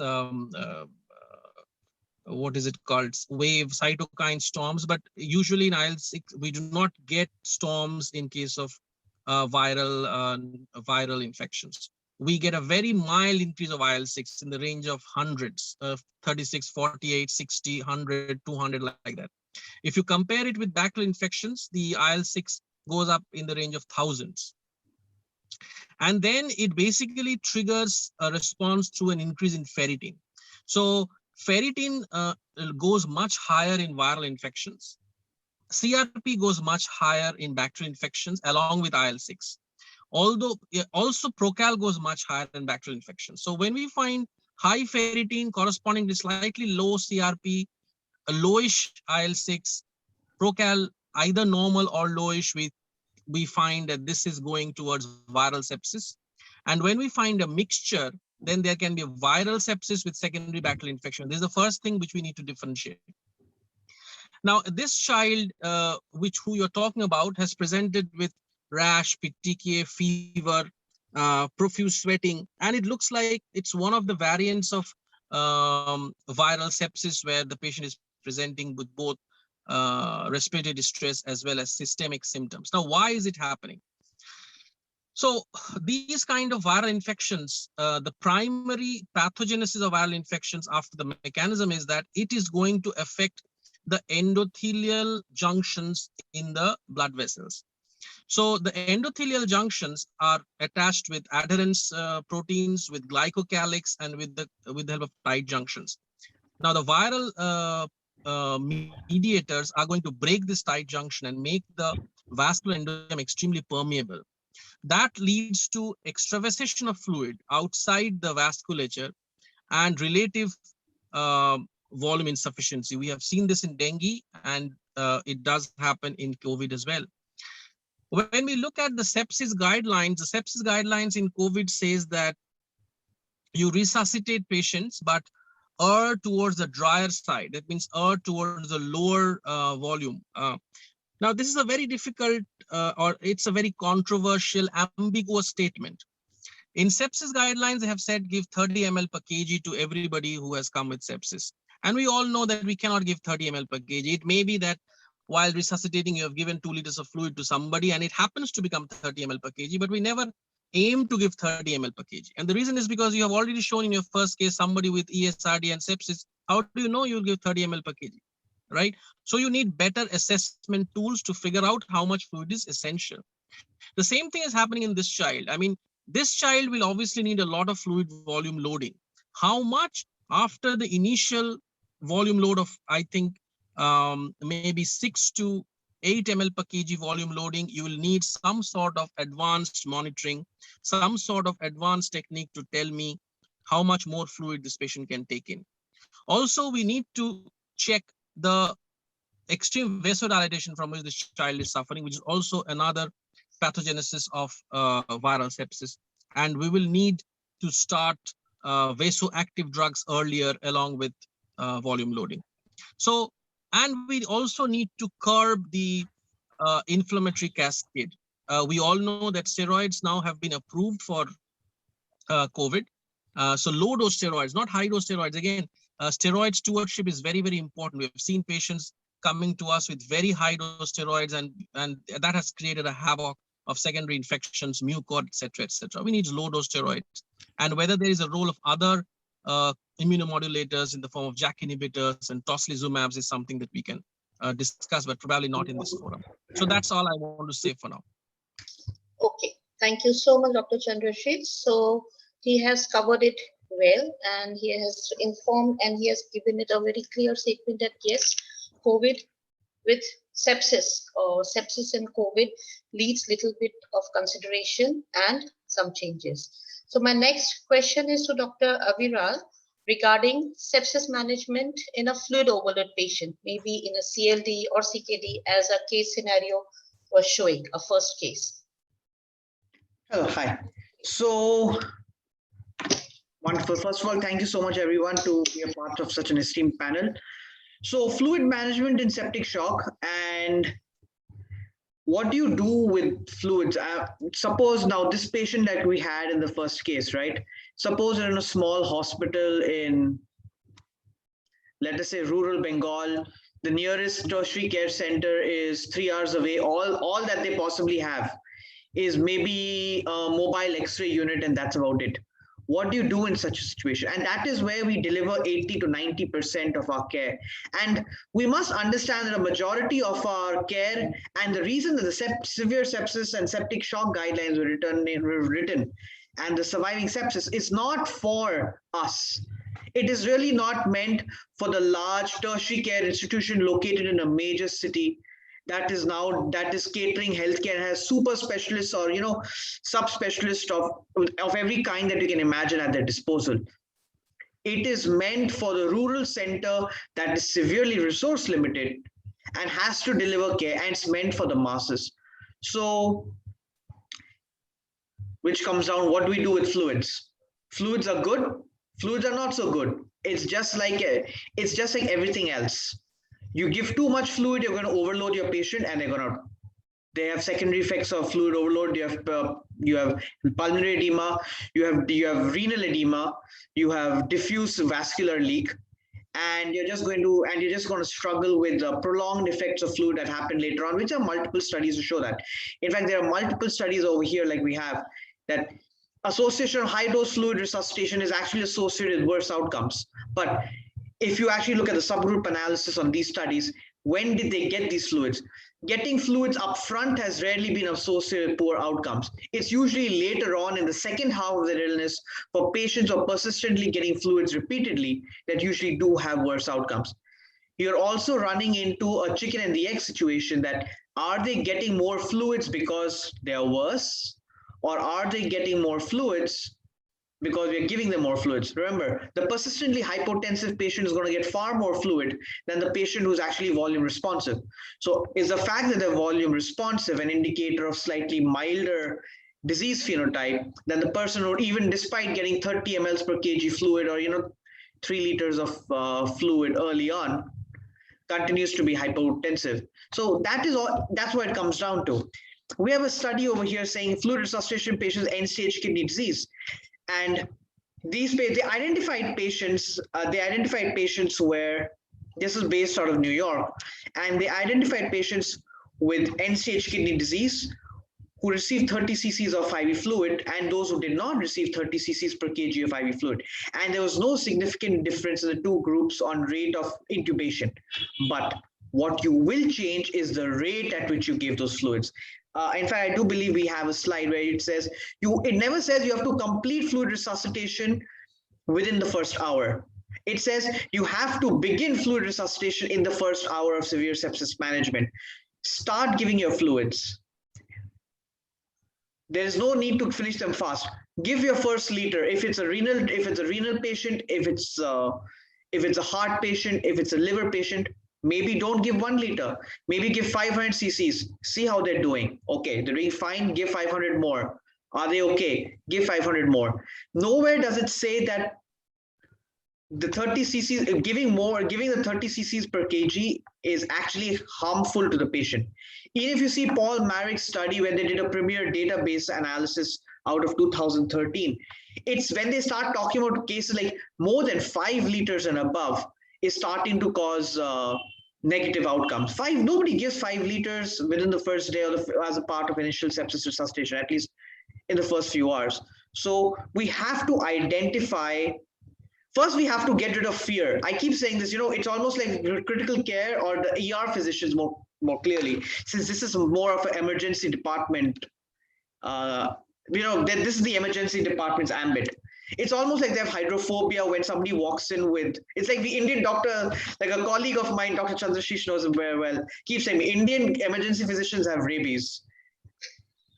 Like they're all hydrophobic. Like somebody walks in with end-stage kidney disease, somebody walks in with end-stage liver disease or CHF, and God forbid you have a combination of those two, is like you're not getting fluid. I'm sorry, they'd rather put you on vasopressors and send you up than get fluid. And it just comes down to understanding pathophysiology. Let's think about a heart failure patient. They are used to living at filling pressures of supranormal filling pressures, right? You and I, we might have a left ventricular end diastolic pressure of 4, 5, 6. They probably have of 10 to 12. Now, if they are septic and they're living at 4, 5, 6, they're actually hypovolemic to the point that not are they in hypovolemic shock, they're also probably in cardiogenic shock as well because of reduced filling pressures.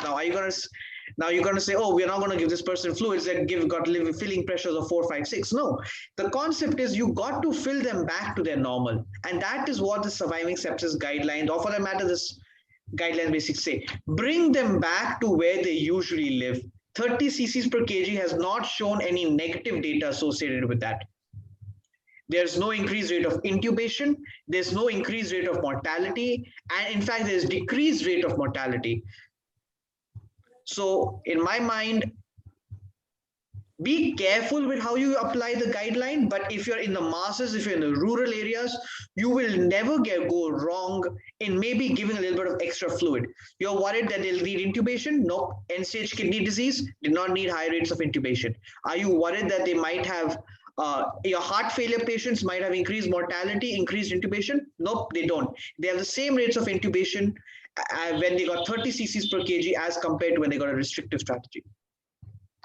Thank you, Dr. Abhiral. So if I just give you one statement, so you need to resuscitate you need to give fluid boluses, but maybe you need to monitor them well and you need to see how much is necessary. Not necessarily it has to be 30 ml per kg body weight. It has to be assessed, individualized, right? Yeah. Okay, thank you so much. So after this scenario, let us move to another condition where maybe the things, again, the sepsis guidelines, following sepsis guidelines strictly may be a little bit detrimental. So for this, I would like to ask, or I would like to invite Dr. Mohit Kharbanda to please speak on the topic sepsis in pregnancy. Dr. Mohit? Yeah, hi, good evening. Good evening. Happy to be here with you all. So I couple of things I would like to mention in the start. One is that as we are doing this Sepsis Day program, so the main purpose of the Sepsis Day program, of course, is to increase the awareness amongst people who are not usually dealing with sepsis day in and day out. It's not, this program is probably not for the, as Aviral also mentioned, it's not for, say, tertiary care setups in the bigger cities. So similarly, the surviving sepsis guidelines have also been designed in such a way that you serve to, basically create a basic platform to which all of us can sort of adhere. And I sort of call it or I tell it to my juniors that surviving sepsis guideline is like the Gita of critical care. That if you follow those type of protocols in all your patients, then you probably won't go wrong. You are not likely to cause any harm to your patients if you follow the the thought process behind the surviving sepsis guidelines. Of course, the patient-to-patient variation will be there. Every patient is different, and patient-to-patient variation will be there, and you need to modify the guidelines according to the scenario. But if you basically follow the basic dictum underneath that you give, when a patient comes with sepsis, you need to do initial fluid resuscitation. When you're ventilating the patient, use a lower tidal volume. When you're using vasopressors, maybe the first line vasopressor has to be NORAD. If you're getting a patient with sepsis, then say source control has to be there. So if you're following the basic tenets of the surviving sepsis guideline, then you're unlikely to go wrong somewhere. Of course, like in pregnancy, we need to modify the various things depending on the typical pathophysiology of pregnancy. Say, as we understand that the pathophysiology, the physiology of pregnant patients is different. They have definitely a higher output. It's a hyperdynamic state, and they have a higher respiratory rate. They have higher tidal volumes. They have a slightly respiratory alkalotic state, and they have a lower systemic vascular resistance. They have higher renal plasma flow, and it's also a prothrombotic state. So all those things have to be kept in mind while we are managing these patients in our ICU. So for example, if you are ventilating these patients, your target PCO2 has to be slightly lower. That way also, you have to target a PCO2 of around 30 to 32. You have to target a pH of 7.4 to 7.47. Again, it has also been shown that to prevent fetal hypoxia, maternal PO2 of at least 70 has to be maintained. You have to be careful while giving this sedation. Also, try to avoid the benzodiazepines. The opioids are okay. If you have to use the neuromuscular blockers, then maybe cisatracurium is the first choice. If you have to use the vasopressors, then noradrenaline is probably the first choice here also. But don't use vasopressin because that may cause decreased perfusion to the uterine vessels. If you have a patient with accelerated hypertension or preeclampsia, then maybe ivirapetalol is the agent of choice to treat accelerated hypertension. in these patients. If you are having seizures, patient with eclampsia, then maybe intravenous Maxulf is the best choice to with the bolus followed by maintenance to treat these patients. You need to always remember that the bulk of the uterus can compress the IVC and decrease the venous return to the heart. So always, if you're having a patient with decreased perfusion, try to keep a pillow under the hip, make the patient slightly lateral so that the venous return is improved. If you're going to intubate this patient, then it is very much possible that the patient may have airway edema and the glottic opening may also be maybe smaller, and it may be difficult to intubate these patients. And there are again some typical diseases or typical disorders that are there with these patients, which you have to keep in mind while treating even common disease. So they may get various, apart from the usual diseases that a normal persons get, there are certain diseases or disorders which are particular to pregnancy, like the fatty liver of pregnancy, or the tocolytic pulmonary edema, or the preeclampsia, or eclampsia, or the HELP syndrome. So, or the peripartum cardiomyopathy. So, whenever you are treating these patients, you need to remember these things also. Dr. Eshu. Okay. Thank you so much, Dr. Mohit. So you have very well lightened up few important points in pregnancy and sepsis, which have to be considered.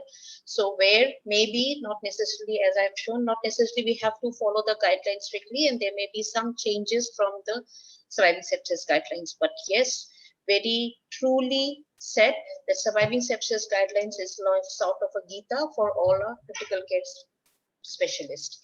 So the next syndrome or next case where the sepsis guidelines may fail or to follow is the dengue shock syndrome. For this, I have Dr. Saurabh Kole. He would be enlightening us on this topic. Dr. Kole. Dr. Kole, are you there? Yeah. Yeah, thank you. Please go ahead. So thank you very much for inviting me to this program. And regarding dengue hemorrhagic fever, dengue shock syndrome, we all know that some patients with dengue fever who develop dengue hemorrhagic fever, a severe and sometimes fatal forms of the disease. It usually happens initially after the 3 to 7 days after the symptom onset. The patient may develop warning signs of severe disease. Warning signs include, we all know, severe abdominal pain, persistent vomiting, mass change of temperature, and suddenly patient may come with the hemorrhage, manifestations of change in mental status, irritability, confusion, obtundation. And the patient also may have early signs of shock, including the restlessness, cold coming skin, rapid pulse, and most important is the narrowing of the pulse pressure. So DHF is we are following four. We know that the WHO has told that the 4 criteria: fever of recent history of fever lasting for 2 to 7 days, and any hemorrhagic manifestations, thrombocytopenia, and most important is the increased vascular permeability. So whenever we are thinking of this dengue with the dengue shock syndrome, and definitely, in fact, we are not following the sepsis guideline here. Then whenever the patient is in if we go to the mechanism that whenever the patient is more serious type, chance of hemorrhage is there, including vaginal bleeding, hematemesis, melena, and intracranial bleeding. And plasma leakage may also happen. Evidence of plasma leakage due to an increased vascular permeability consisting of at least one of the criteria: increased hematocrit, it is more than 20%. And if we can find presence of pleural effusion, ascites, etc., and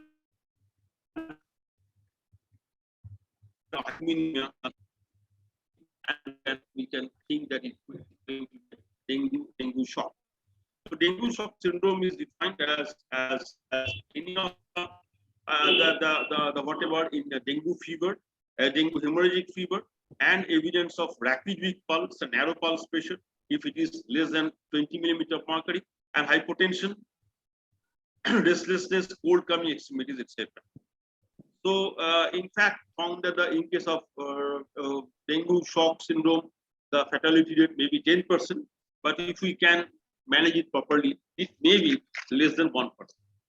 So, regarding the management of this dengue shock syndrome, again, here the three is of immense importance, and there are so many studies where the different types of fluid also being used, crystalloid, colloids, lignal lactates, etc.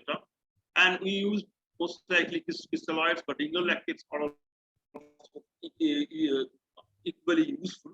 And obviously, in case of the dengue shock syndrome, fluid transfusion is of immense importance. We have to see the other comorbidities, other heart conditions also. But in case of this dengue shock syndrome, this fluid is to be given in a high dose. It is to be given, say, 20 ml per kg for 1 hour, and if the patient improves, then we can make it 10 ml per kg for the next 4 hours.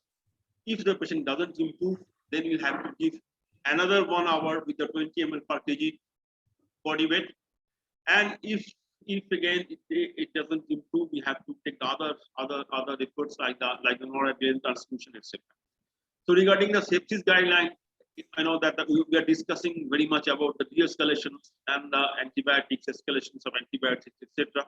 But here, in case of this dengue shock, probably the use of antibiotic is only necessary when the patient is having super added infection. Otherwise, role of antibiotic is minimum in case of the dengue shock syndrome. In dengue shock syndrome, along with the fluids, other thing which is necessary that we may need platelet transfusion. If we may need the blood transfusion may be also necessary. And and if the patient it doesn't improve, then in future we may, if the patient becomes oliguric, then we may need the renal replacement therapy, etc.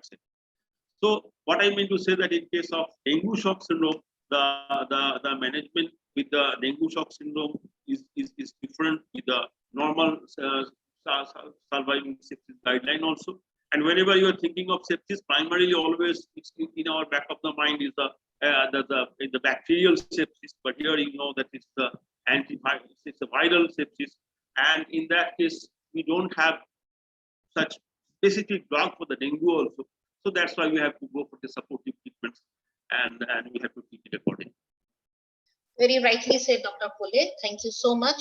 So this is one of the conditions which mimic sepsis, as rightly said by Dr. Pule, and the management which differs from the protocolized, from the guidelines and the protocolized manner. So here I have just highlighted, or I have just highlighted few case scenarios or few case presentations which may mimic, and where maybe the proper following guidelines would be so easy or very rightly done. So I want to discuss this one topic which we have been discussing. Again, Dr. Sharmili also mentioned, and it has been also mentioned by Dr. Tony sir also, the usual care versus the protocolized care. So I would like to invite Dr. Shantanu to highlight us on this topic. Dr. Shantanu, are you there? Yeah. Thank you. Thank Okay. you for inviting me to this session. This is first of all, Dr. Kharwanda that this is a platform, like any protocol is a platform. So now, like I'll give an example of sepsis, surviving sepsis guideline. If it is a typical bacterial sepsis with shock, definitely it fits everything. Now, this giving antibiotic, 1 hour goal, second hour goal, glucose control, anotropes, these are all rough guidelines, some has to follow because it gives a direction. If you don't obey the protocols, then you are not directed. You may mislead. You may do something harm to the patient. So protocol is like a platform. On that, some patients, like as you mentioned, chronic renal failure, hepatic failure, or both of them, or pancreatitis decay. These are the patients you need to deviate. but initially they need some resuscitation, whether it is 30 ml per kg, whether 20 ml per kg, depending on the situation. You have a bedside method, like you can see IVC, one of the best tool, I believe, bedside, that you can see, except few patients like portal hypertension, like your right heart failure. These are things you can mislead the IVC. You can say CBP. These are all rough guidelines. You can direct the fluid, but initial registration should be good. And mind it always there that these patients who are prone for overload, low albumin patients, patients with renal failure, patients with dilated cardiomyopathy or chronic heart dysfunction. These are the patients you need to remind that you have to resuscitate and control resuscitation. You have to check every time. There is a checklist for it. Like what is the IVC, what is the urine output, what is the vital, what are the, if you have a non-invasive monitoring, if you have something like an invasive monitoring, it will guide you like SBB, you can have pulse pressure variation, so cardiac index, everything you have, if you have a monitoring, invasive monitoring for that. But the thing is, if you don't have a protocol, then who will guide you? What are the initial approach? How should approach a patient when comes with a sepsis? Whether it's viral or whether it's bacterial. Okay, you understand viral sepsis has something different pathology. Bacterial sepsis has got different pathology. Viral sepsis, though, like I'll give an example of dengue. Most of us has struggled with the inflammatory markers and the lung. It is a basically interstitial disease. It starts with the interstitium. And probably all of you know, there is a one or two COVID postmortem in Italy. They have seen it's arterial clogging before hyperthrombosis or thrombotic phenomenon. And now also a lot of patients have died because of the inadequate anti-thrombotic agents after discharge. So there are different kind of pathology, but you still need to resuscitate the patient when there is required of volume. So protocol is definitely there, but you have to deviate in some patients, and it should be scientific. And the next day onwards, the first day is resistant, but next day onwards, you have to apply the clinical acumen, you have to apply your lab values, your anti-proBNPs, a daily echo, a lung chest X-ray, or an ultrasound of lung, like your B lines and all. And all this will guide you to go for the resuscitation, how much fluid you need. Some patients I have seen, DCM patients, we thought maybe the resuscitation 30. We need less fluid, but we have ending almost in giving 3 liter, 4 liter fluid. In, Dr. Risu, we are running late. Dr. Okay. Risu, we are running late. Yes, we'll finish it in 2 minutes, sir. Give me 2 minutes. So protocol is definitely there. It's a platform, and we should then deviate by initial approach. I think it will guide in initial approach. You can well direct it, and then you can deviate depending on the evidence, lab evidence, clinical evidence, and other invasive parameter evidence. So you can deviate on that, but definitely protocol will guide you in better way. The most important thing is you will not do any harm to the patient, like overloading the patient, giving antibiotic in the right time, sending culture in the right time. Like the previous patient in the slide, like he has a infected fistula. There is, you need to resuscitate and find out whether there is a septic or any pus or any septic fistula. There, you need to give antibiotic in the right time, send culture in the right time. Then overall, you can see the TLC, Procalcitonin, everything, whatever is there, escalation, de-escalation, whatever is there. So guideline is definitely a platform. On top of that, you can deviate. So guideline is required, but yes, usual resuscitation always can misguide you. That's what I feel. Okay. Thank you, Dr. Shantanu. As Dr. Asif have already given us a ringing bell. That's what I have to finish it quickly. I know. So it always happens if we have the last discussion of the whole session. It's like is it like vegetarian they suffer, right? Yeah, I know. True. And Dr. Asif, thank you. Dr. Risu, thank you. Much delay. Thank you so much to the panelists. Risu, I'm giving another 2 minutes if you have any question, anything. No, I just wanted to have some concluding remarks from our esteemed panelists, if they would like to remark at the end something. Few things which will be the take-home message will be, yes, guidelines are there as a Gita. We need to know the guidelines very well, but we should also know where to place, where to follow, and where maybe we'll have to be cautious. As per the monitoring part, we have nowadays the non-invasive monitors, which, for example, ultrasound, as Dr. Shantanu have mentioned very well, the ultrasound is not only used as only a diagnostic tool, but in fact has been used on a day-to-day basis for a therapeutic purpose also, by guiding us how we are going towards a treatment part. Anything else, our esteemed panelists, would you like to add or comment? We have just 1 minute more and then we'll conclude. So, I will ask Dr. One by one, all panelists, for concluding statement for this sepsis mimic. So, first I will start with Dr. Oviral. Your conclusion statement for this session. Oh, hi. So thank you so much. So I just like to conclude by saying severe sepsis, septic shock is a catastrophe. It is to be treated with the same urgency and responsibility, the same way you treat a myocardial infarction or a stroke.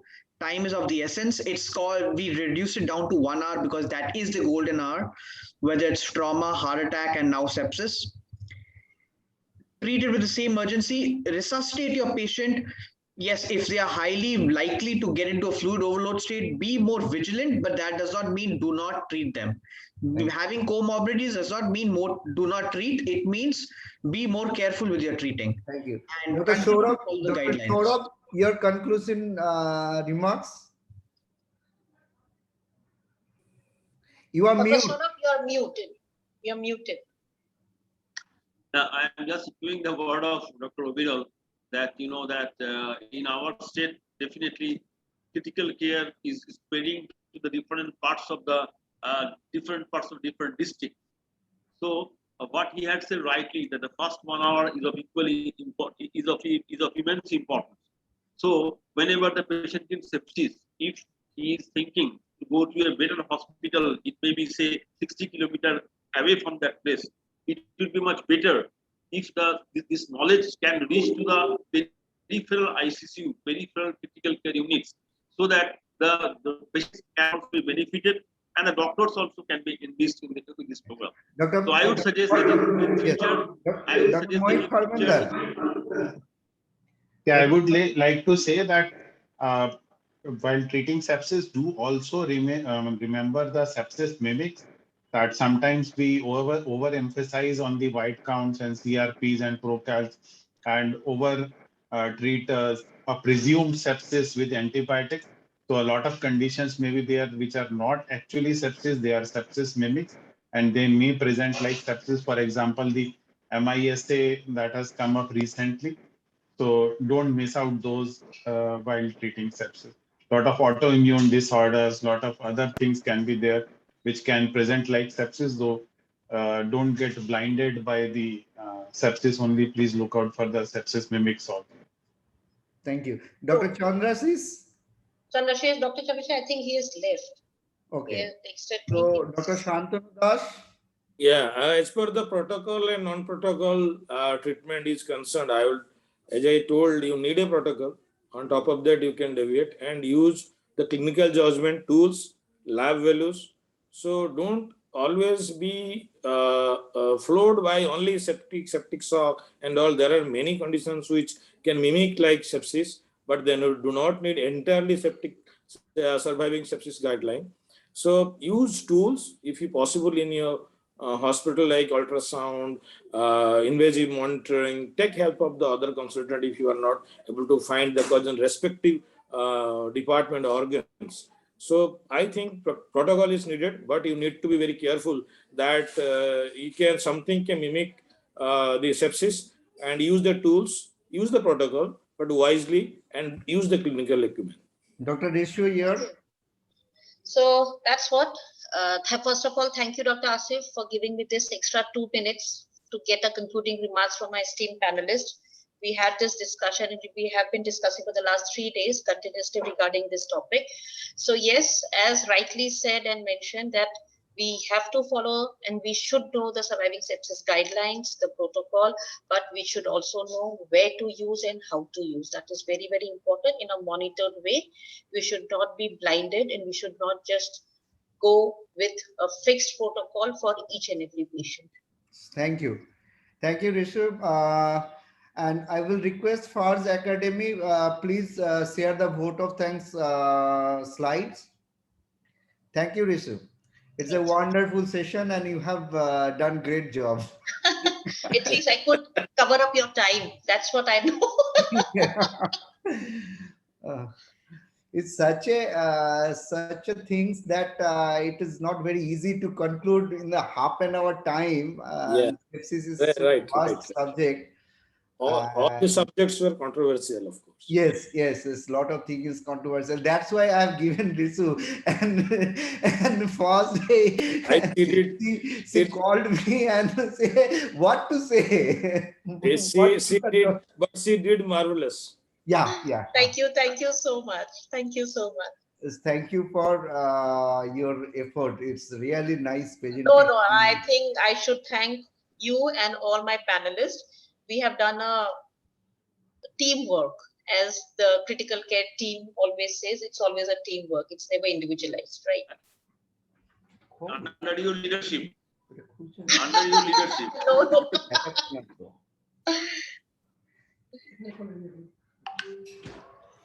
Yeah. So thank you, and I will thanks to the Indian Society of Critical Care and Farge Academy. They both have initiated this meeting for this occasion, World Sepsis Day. And also I will thank you to CIPLA Critical Care, about critical care and about nutrition, and also Mylan Pharmaceutical for their support to organize to help to organize this meeting. And I will thanks to all the participants and all faculties they devote time and they come and they made the successful the program. And thank you ICCM, long life ICCM. Saurabh, want to say something? No, it's fine. It's fine. Very well organized program, and it's obviously the day is also equally important. And in this important day, with such a good number of speakers are here, I think it's a very wonderful program. Yes, congratulations, Dr. Yusuf. Absolutely wonderful. And it was really nice to be here, to be part of this program. Thank you. Thank you, everyone. Thank you. Thank you, everyone. Thank you.